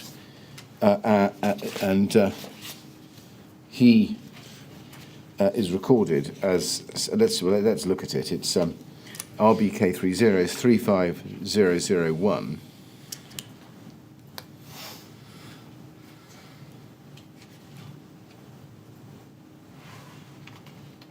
And if we go, please, to paragraph 121 on page 27, he says, the scale of the tragedy was now developing additional dimensions, including the increased pressure presented by surrounding homes close to the tower having to be evacuated, and those residents also requiring humanitarian assistance. Additionally, families and friends of residents of the tower were arriving seeking information about loved ones. This quickly became a crisis on a scale that London had not witnessed since the end of the war, and that no local plan alone could accommodate. And he told the BBC that no one borough alone would be able to cope with the scale of it, saying that the magnitude of this disaster on the Wednesday is such that one borough alone would not be able to manage. Would you have agreed? Do you agree? Well, I agree now. When did the leader make the statement? On the Saturday. Yes. Well, I think that we had all agreed by then that, Right. that no one borough could have coped, even with selective reinforcement. Now let's then go, and this is a slightly later document still, TMO 100333161, page 2, second half of page 2, email to colleagues on the 18th of June, that's the Sunday. RB is TMO 100333161.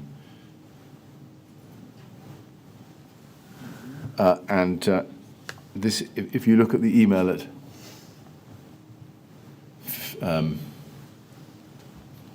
yes, we need page 2, please.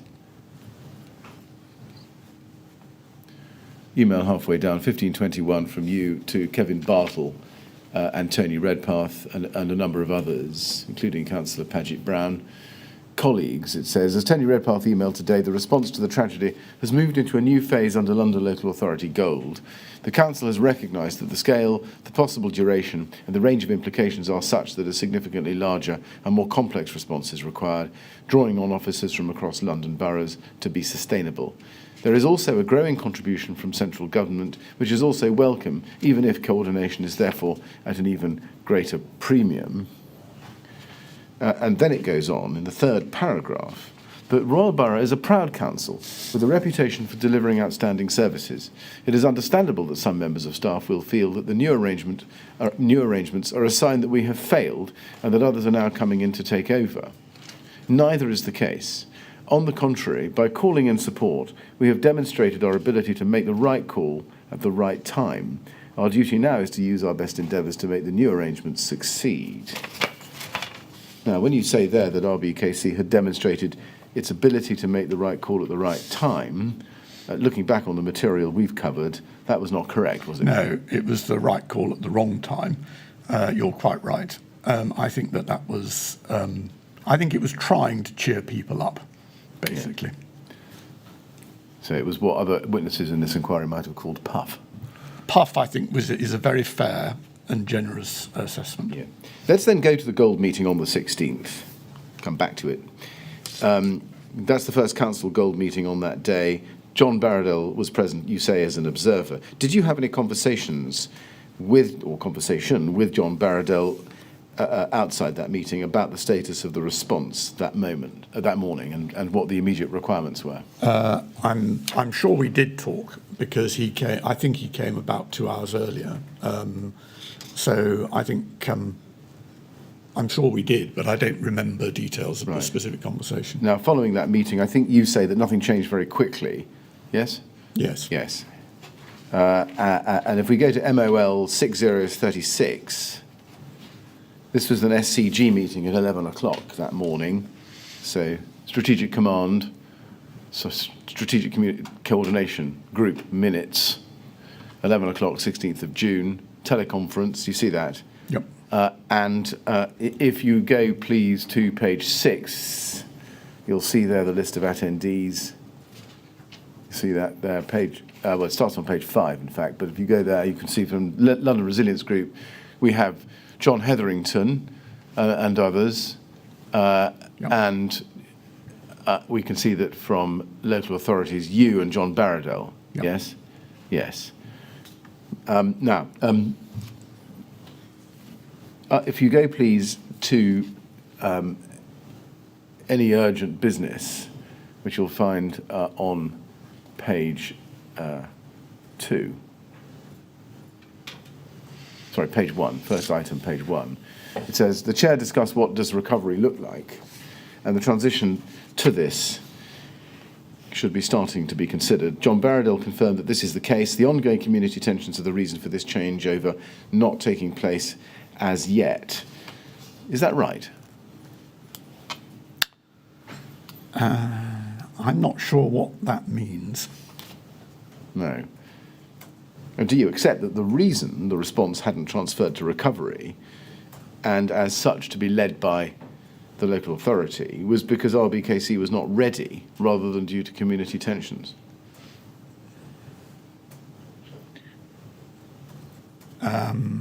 Well, I think that we certainly weren't in a stable situation. And in that sense, if what you mean by recovery is that everything is in place in support of the bereaved and the survivors, then I don't think we could claim to have reached that situation on the Friday morning.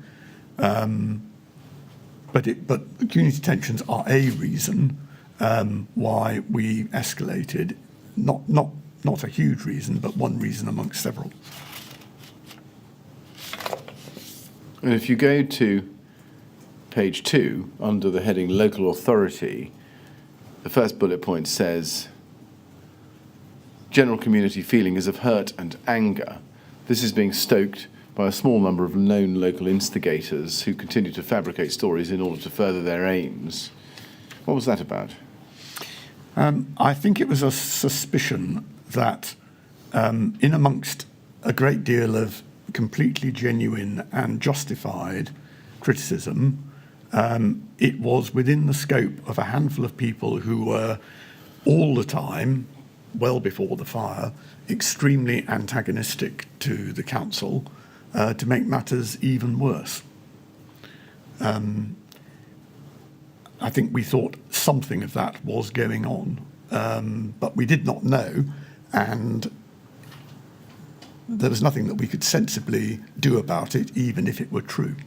Was there a slight sense, at least, that these comments, perhaps unfairly, sought to deflect attention away from the failings of the council's response in the immediate aftermath? No, I think that by then we were perfectly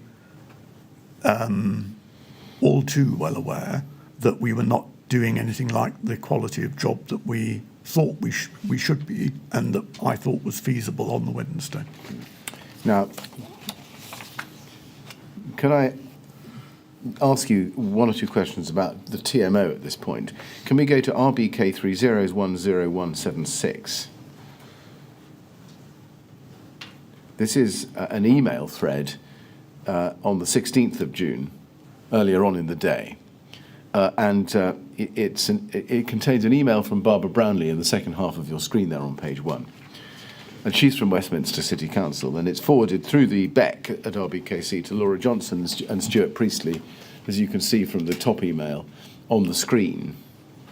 Looking at that second email down, Barbara Brownlee says this: there are currently unofficial calls for assistance. I'm sorry, I should time this. It's 11:51 on the 16th of June. So this is at a time between the two meetings, between the Gold meeting and the Strategic Coordination Group meeting.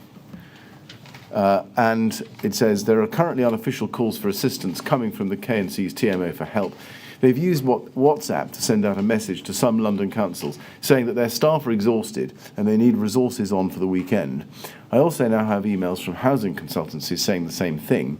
This is a disorganised and very unofficial way to raise help after we've been offering it since the very beginning. I'm concerned that too many inexperienced staff will descend upon the respite centres without any planning and simply make the situation worse. Please can you raise with KNC Beck? Thanks, Barbara. Now, if we then go to RBK 401923,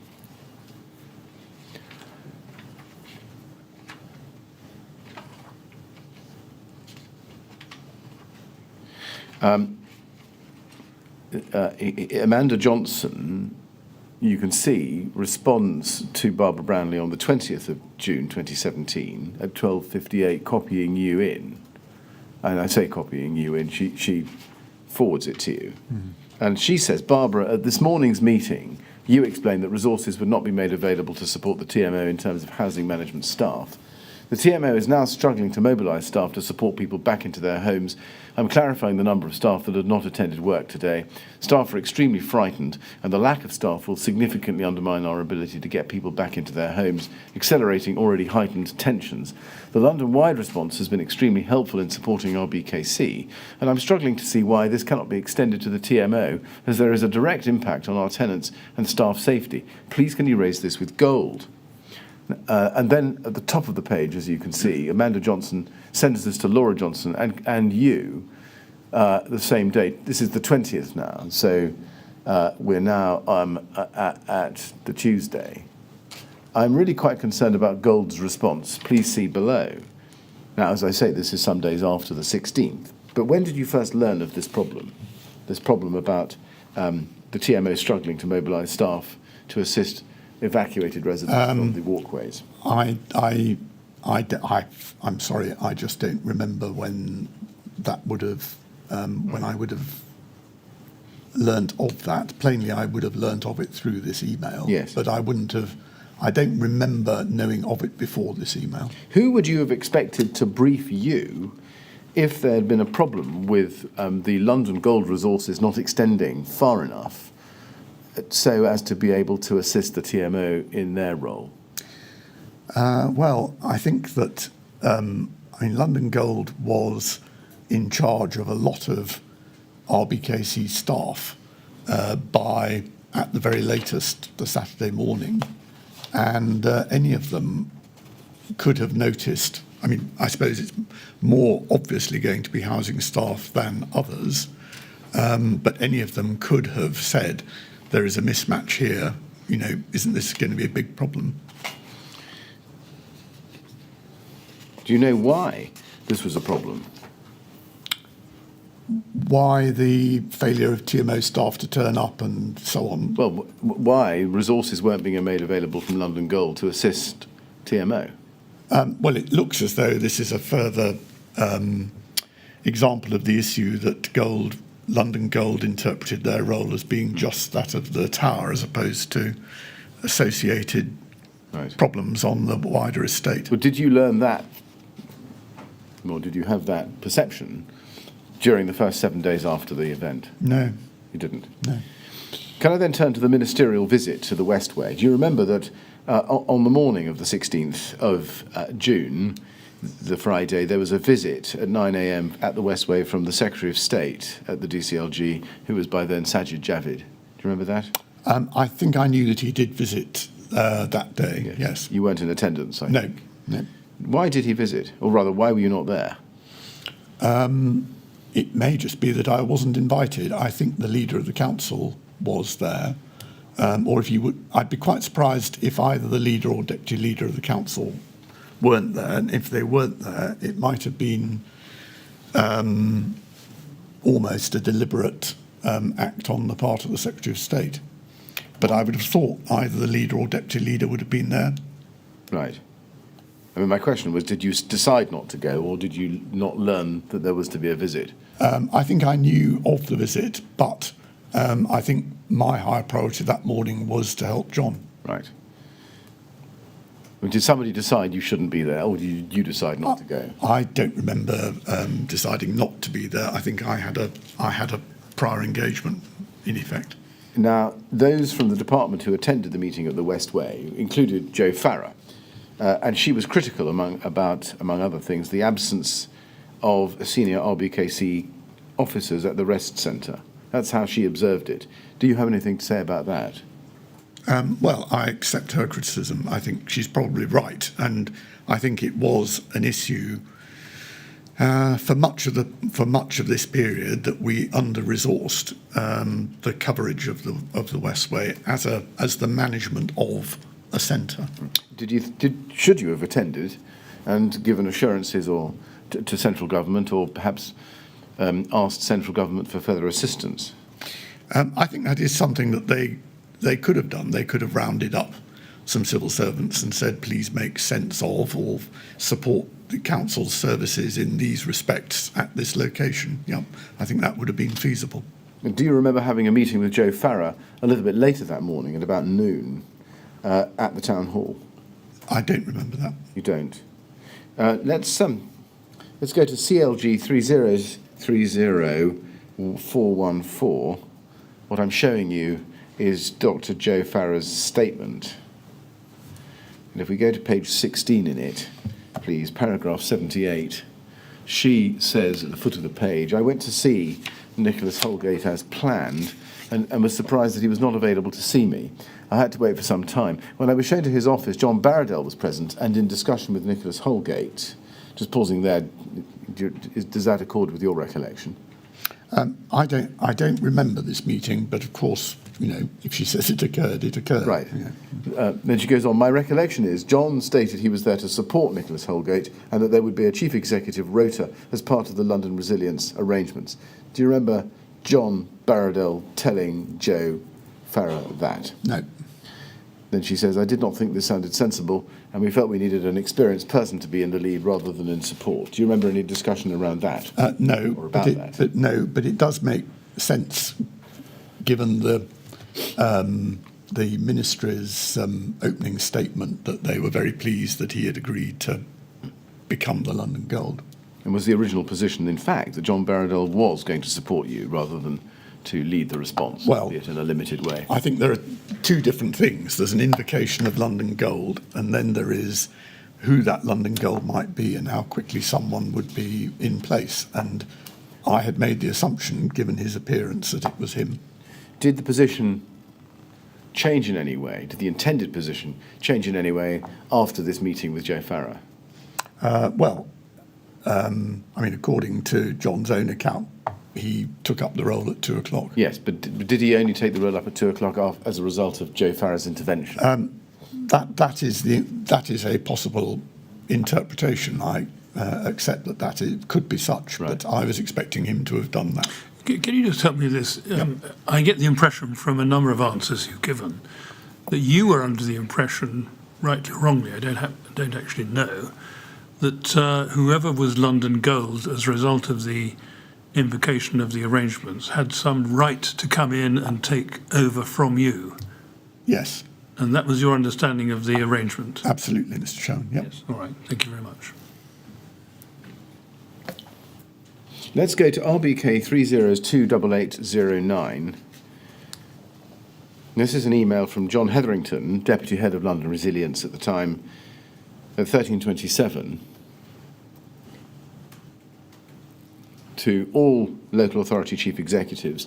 And you can see it's sent on behalf of John Barradell and you, and he confirms this. He says, good afternoon. Following a request from RB Kensington and Chelsea for strategic support due to the increasing complexity and severity of the Grenfell Tower fire, the London Local Authority Gold operations have been activated. This is to ensure the London local government collectively supports RBKC during these extremely challenging times. John Barradell is supporting RBKC and will be supported by further chief executives as required. Those chief executives are aware and on standby. Is that a correct summary or summation of matters as you understood them at that time, 1327 on the 16th of June?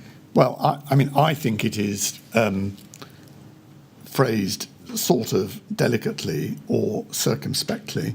I think that it is actually a reasonably enough clear implication of this that John is really in charge. And if you like, the giveaway is John Barradell is supporting RBKC, which is a polite way of putting it, and will be supported by further chief executives as required. Those chief executives are aware and on standby. I'm afraid that, to me, is a tactful way of saying London Gold is in charge. Why was the tact necessary? I think probably they thought it might be offensive or embarrassing or something, just to say we've had to shoulder RBKC aside and, get a grip. But that is, I think, what they are really saying. Let's then turn to the post-activation period from 2:00 on the 16th of June. What was your role once John Barradell took up the reins at 2:00? Well, I think to facilitate and to, if he wanted something or he wanted clarity over who in the council was doing such and such a thing, then that would be I would be one of the people who would help him do that. Is it fair to say that you considered your role to entail significantly fewer actions in relation to those leading the response from 17th of June onwards? Well, even from the 16th. Or from the afternoon of the 16th? Yeah. And I think it's right that RBKC did not participate in any of these strategic coordination meetings from the 18th of June until the 20th of June. That's probably true. Yes, I can't remember. And you say in your statement, it's paragraph 46 at page 9, that by the 17th of June, that's the Saturday, you were to look after logistics at RBKC, and several knew better how to handle the situation than I did. You say, and then I agreed there was a need to demonstrate a renewed effort. When was it that you first realised that? That we needed to... Yes. Where are we? But let me show you paragraph 4. Can we go to your statement, please, at paragraph 46 on page 9? And let me just show you the exact words you used. In the last sentence, you say, several knew better how to handle the situation than I did, and they and I agreed that there was a need to demonstrate a renewed effort. When did that need first occur to you? Well, I thought the implication of London Gold taking over was that there would be significant input from numerous other London boroughs, and that this, as it were, there needed to be quite a different scale, let alone look and feel, to the local authority presence in North Kensington. Now, in terms of how RBKC communications with the public were controlled after this point, what was it that changed in any way by the activation of LA Gold? Well, I think by the Saturday, first of all, our head of media and communications had resigned, and secondly... Was that Martin Fitzpatrick? Indeed. Right.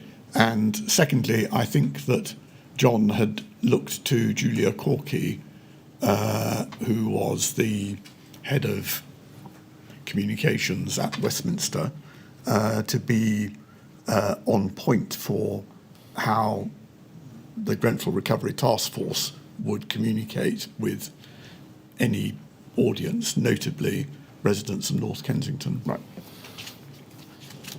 Why had Martin Fitzpatrick resigned? I think that it is a very delicate matter, and a matter of considerable sadness that I think that he felt that he could not cope, to put it politely. Were you aware that the Prime Minister spoke with the leader of the Council on the evening of the 16th of June 2017? I probably was aware, because I would imagine that the leader would have shared that with me, but I don't remember the import of what she said. Right. Can we look at RBK 3021098?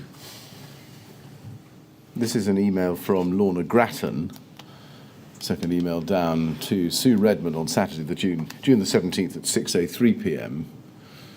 As you can see, we looked at this with Sue Redmond when she Yes. gave evidence earlier Yes. this week. See page 2, if you can go to that, please. And she says there, on page 2,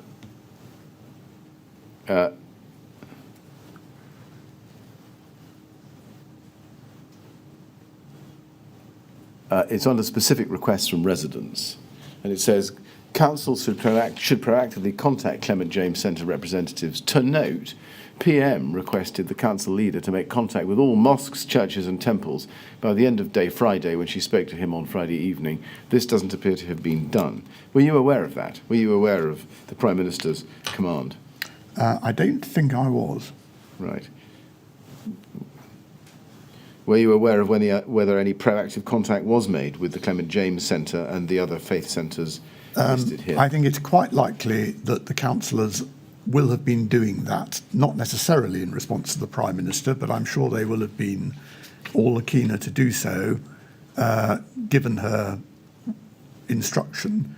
I mean, the leader had been on the board of management, or something like the board of management, of the Al-Manar Mosque, and I think there was another councillor on the board at that time, and I think there were quite good links between councillors and a number of the bodies that she would have had in mind. So, But this is number 10, Yep. telling your halo that the Prime Minister had made a specific request to the council leader to make contact with these faith groups and places, and it hadn't been done. Can you account for that?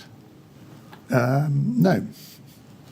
But as I say, I think that it is quite likely that councillors had been in contact with some of them, and there were already links, for example, between the leader of the council and the Al-Manar Mosque.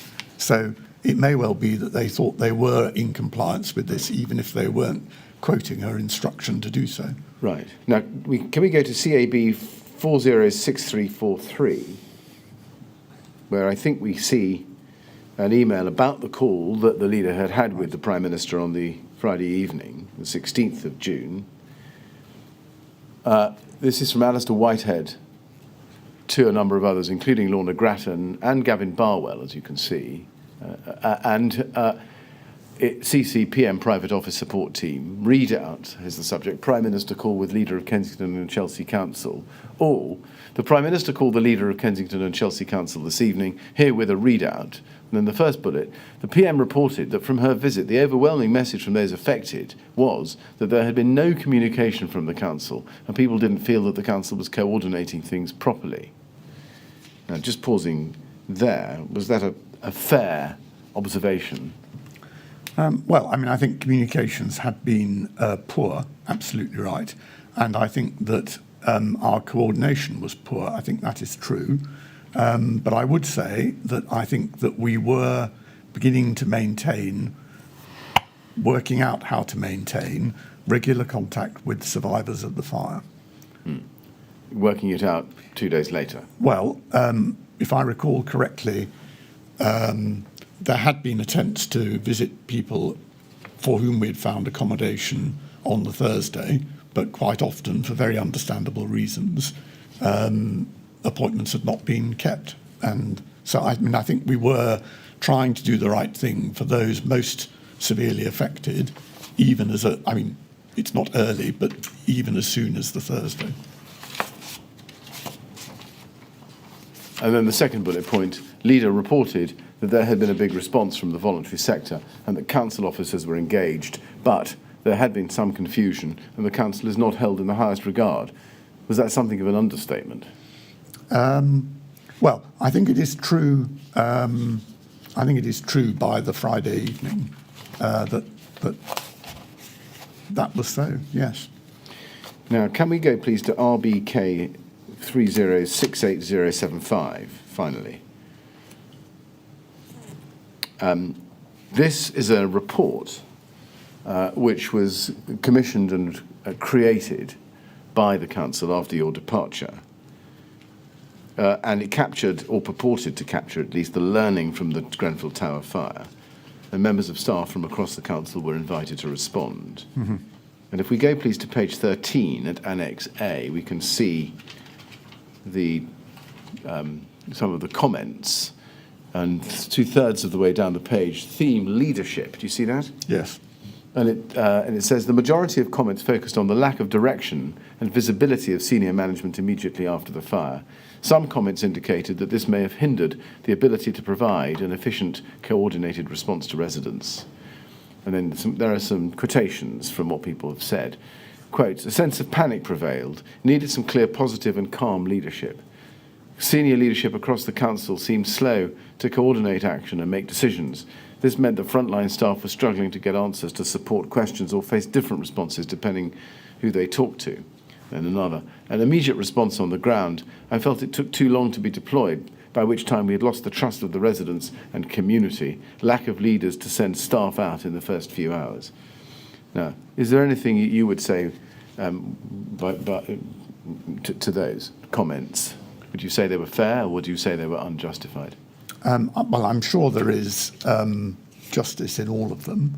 I don't think that there was a sense of panic prevalent throughout the period. I'm sure there were at least moments of panic or examples of panic, but I don't think that was true, as it were, ordinarily through those early days. I think that there were positive and calm members of senior management. So, there was some, there may not have been enough of that. We may have been slow on occasion. I think that it is fair to say that there was, as I said earlier, a long gap between people having to evacuate the tower and then the council providing a source of assistance. And that is, I think, very difficult to overcome given the state of arrangements, even if the council had had more people in the Borough Emergency Control Centre, and even if we'd had more training. Actually, there was a problem there of geography, which was not easy to overcome at all at that time of day. Finally, can I show you LFB 30's 61161?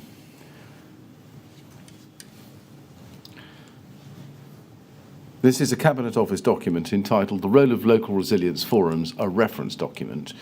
And you can see at the bottom left-hand corner that it bears the date of July 2013. I'm just looking at the first page. Is this a document with which you were familiar during your time as Chief Executive, do you think? I wouldn't be sure. No. Well, let's look at pages 50. Let's look at page 53. And these are the principles about recovery at paragraph 1, 2, 3. And if you look at the last bullet point on that page, it says this: recovery management is best approached from the perspective of community development and is most effective when conducted at a local level with the active participation of the affected community and a strong reliance on local capacities and expertise. Recovery is not just a matter for the statutory agencies. The private sector, the voluntary sector, and the wider community will play a crucial role. And then over the page, recovery management is most effective when agencies involved in human welfare have a major role in all levels of decision-making which may influence the well-being and recovery of the affected community. Recovery is best achieved where the recovery process begins from the moment the emergency is identified. It is recommended, if resources allow, that the RCG is set up on the first day of the emergency. I won't ask you what the acronym stands for. And then recovery planning and management arrangements are most effective where they are supported by training programs and exercises which ensure that the agencies and groups involved in the recovery process are properly prepared for their role. I think RCG is a recovery coordination group, but I'll be corrected about that if that's wrong. And then recovery is most effective where recovery management arrangements provide a comprehensive and integrated framework for managing all potential emergencies, and where assistance measures are provided in a timely, fair and equitable manner and are sufficiently flexible to respond to a diversity of community needs. Now, my first question is, were you familiar with those principles, even if not specifically this document, before June 2017? I think I was familiar with the idea of the recovery process beginning from the moment the emergency is identified. Right. Yes, I think I would have been familiar with those principles. Yeah. Were you, or had you, systems in place whereby you were approaching preparedness from the perspective of community development? I think we would. I think I would struggle to. No, I would struggle to say that we were ready to engage or develop with the community in the recovery from the tragedy. Did it matter? Was it relevant that key directors like Sue Redmond and Laura Johnson had no developed training on contingency management and no understanding of the available services or services available from the LLAG? Yes, I'm sure it does matter. Yes. Do you accept that there was insufficient training, especially in relation to the humanitarian aspects of recovery? Yes, I do. Though I would like to add a rider that I think that with hindsight on a tragedy of this scale, actually, probably the training would need to go rather further than even a compliant authority might have imagined necessary. Did you or anybody in the council ever take steps to examine the systems you had in place, examine these principles, which involve preparedness and engagement with the community, and satisfy yourself that the systems you had in place were compliant with the requirements of the Equality Act 2010? I think we might have thought that although relations in North Kensington were not as good as in the rest of the borough, I think we might have thought that the sense of partnership we had with community bodies there would have formed a basis for recovery were a disaster to occur. I don't think that adds up to what you said, but I do think it would have been, and in other circumstances, it could have been a good place to start. Thank you.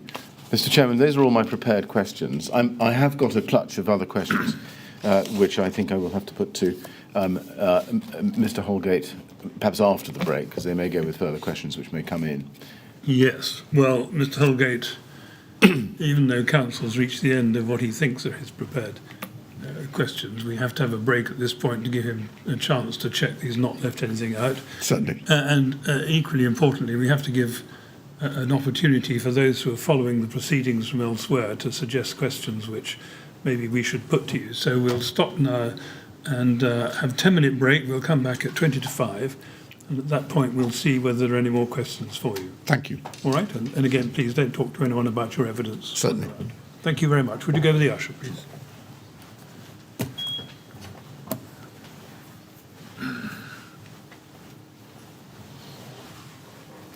Thank you, Mr. Millett. 20 to 5 then, please. Thank you. Okay.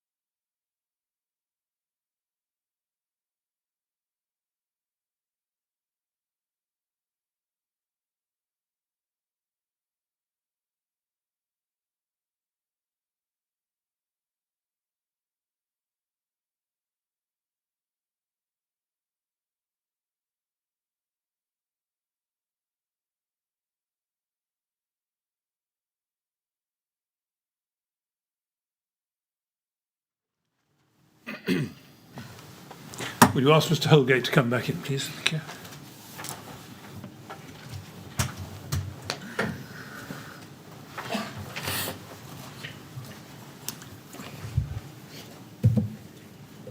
Right, Mr. Holgate, well, let's see if there's any more questions for you. Yes, Mr. Miller. Yes, Mr. Chairman, just one or two. First, can we just look at the transcript for this morning, please? Line 40, or page 43, line 19 and 20.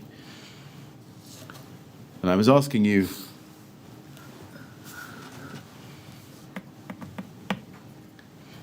so page 43. Why does that?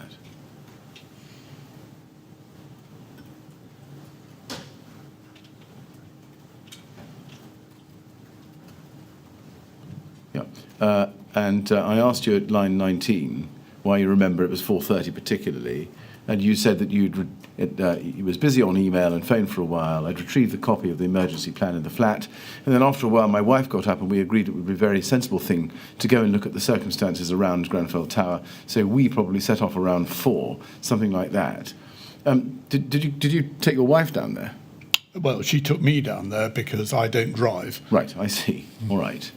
Why was it a topic of discussion about whether you would go down there and look at the circumstances? What lies behind my question is, was it not obvious that you should?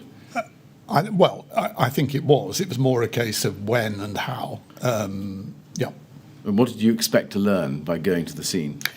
I wanted some impression of the activity around the rest centres in particular, and some idea of what the environment felt like, not just the tower, but the sort of environment around the tower. And I didn't really know what to expect, and I thought that some sort of first-hand exposure was sensible, because I was conscious, as I said also this morning, I was conscious of the expectation that gold didn't stray far from the beck thereafter. So it was probably the only opportunity to have some sense for myself of what was happening. Right. Next question, next topic. Was there any discussion at any stage of ring fencing a part of the budget so that you always had a sure fund to be able to pay for the right number of staff and the right number of trained staff who could respond across the whole field of London resilience if called upon? I don't remember anything of that nature. It sounds like a perfectly good idea. I think it might founder on boroughs' autonomy. So, of course, the fire may have made quite a big difference to how boroughs plan to cooperate together in future. But if you had put such a thing forward before the fire, you might have found quite a bit of resistance to borough funds being preempted or presumed by some entity beyond the boroughs themselves. Now, I asked you earlier in your evidence about the reasons for not invoking London Gold on the morning of the 14th of June. And one of the things you said was that the housing department was going to work as a department pretty much entirely on the tasks to reach survivors. Did you discuss with Laura Johnson that question? I discussed what she thought we could do. I think I had a telephone conversation with her even before we both got to the town hall. Right. Did you explore with Laura Johnson what her understanding of the LLAG system was? No. And what about with Sue Redmond, who became the Halo? Did you discuss with her? I don't recall doing so. Right. Was one of your errors in proceeding, without calling in LLAG Gold at an earlier point, not properly testing with those two individuals at least, and perhaps other executive officers, whether they were equipped to cope? Yes, I think that's a very fair point indeed. What I should have done, really, I should have done something like that as soon as realistically possible. And failing that, I could have done it adjacent to the Gold meeting at 11 o'clock. Now, I haven't asked you about David Kerry. Was it your impression, at least by the 14th, and later on in the 14th, that he'd gone home, but when he came back on the 14th, that he was, I think as he put it, really zonked and inoperable? I wouldn't have formed that impression, no. I think I was aware that obviously I was aware that he'd been up most of the night, and I accepted his decision to hand over to others mid-morning. So, and I appreciate from my own point of view, I would not necessarily have got much sleep in the course of the day. So it wouldn't have surprised me if he wasn't feeling on top form by that evening. But as a practitioner of long standing, I might have expected him to say, I can't do this, or I need someone else to come and do it with me, or something like that. I don't recall him saying that he felt unequal to that challenge. Now, both Rebecca Blackburn and Sue Redmond, in their evidence, have referred to raising concerns with you and Tony Redpath about David Kerry. Do you recall that? Again, as ever, if they say that, I'm sure they did that. I don't think either of them would have had the chance to do that on the 14th. They may well have had the chance to do so later. Did you come to a view that David Kerry was really incapable, in the circumstances, of running the Beck as Silver? No. Right. Do you remember whether you were asked by Rebecca Blackburn about gold and by Redmond about the need for structure? Do you remember being addressed by them on those topics? No, but I'm more than happy to assume that they are right. Did you feel that you were receiving sufficient support and advice, reliable advice, from those in the contingency department within the council during those first 2 days? I think that it is very hard to know what you could reasonably expect of a not very large group of people operating under considerable stress in unprecedented circumstances. And if I may say so, I do not think that another training exercise or two would have clarified that situation. I think there is a very considerable difference between training and practice on the one hand, however sensible and however necessary they are, and they would have made a difference, and the actuality of something like the Grenfell Tower fire. And finally, do you accept, having seen the evidence that we've been going through together, that at least an aspect of your reluctance to invoke LLAG gold until late Thursday, the 15th, was that it would have been politically damaging to the council?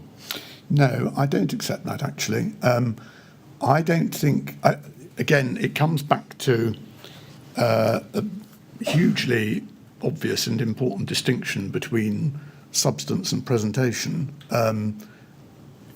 In the Treasury, in the DCMS, in the local authority until then, I was always about the substance.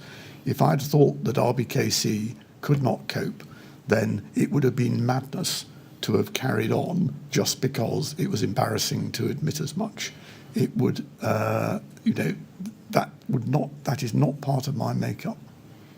Now, looking back on it now, and based on what you know now and the evidence we've examined together over the past day of your evidence, is there anything in your role that you would have done differently, Mr. Holgate? Yes, well, we've spent most of the day really exploring that. So the most obvious thing should have been to have activated London Gold more or less at 3:20 on the Wednesday morning. Failing that, as Laura Johnson said yesterday, to have paid more attention to what the council was trying to communicate, and if necessary to shut out the reactive work that absorbed, I think, too much time of the media team, and to have focused on proactive work. And I should, of course, even having made the first mistake of not invoking London Gold straight away, I should have got on with the humanitarian assistance on the Wednesday as well. I mean, those are just the headlines. I think there is more besides that one could list. Is there anything else you'd like to say to add to your evidence that perhaps I haven't covered with you that could help us with our investigations?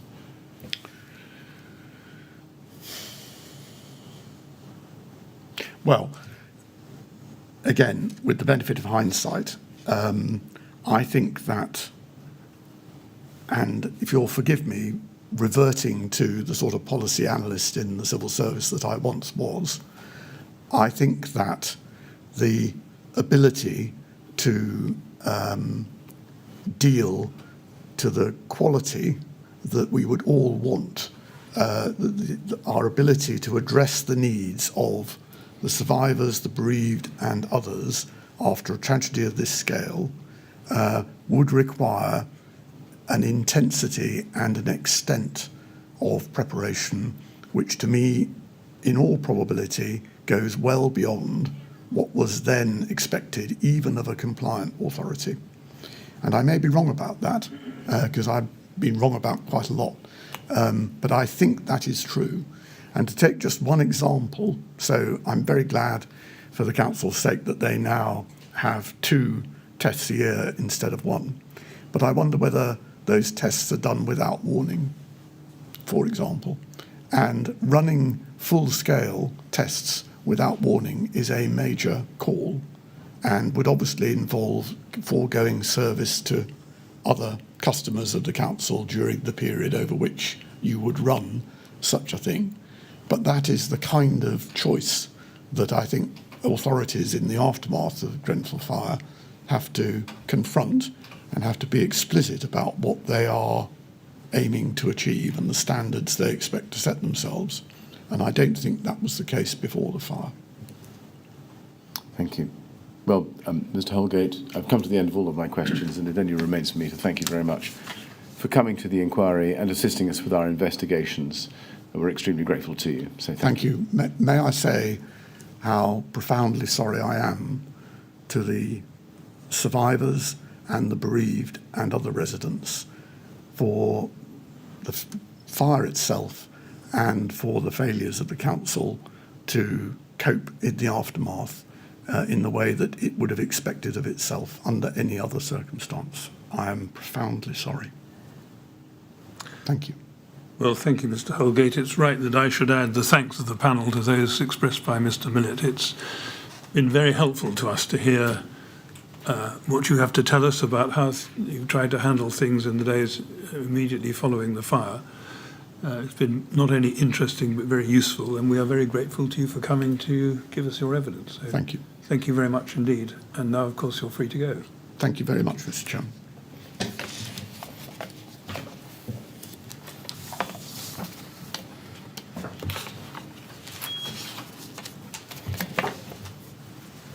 Well, thank you, Mr. Millett. That's all for today, and we shall resume on Monday morning at 10 o'clock with another witness. Yes, Mr. Chairman. Can I express our gratitude to the panel for sitting late on a Thursday evening, and also to the transcriber and to the Opus operators for doing the same. We're very grateful to you for the accommodation. Well, yes, Monday morning, TMO witnesses.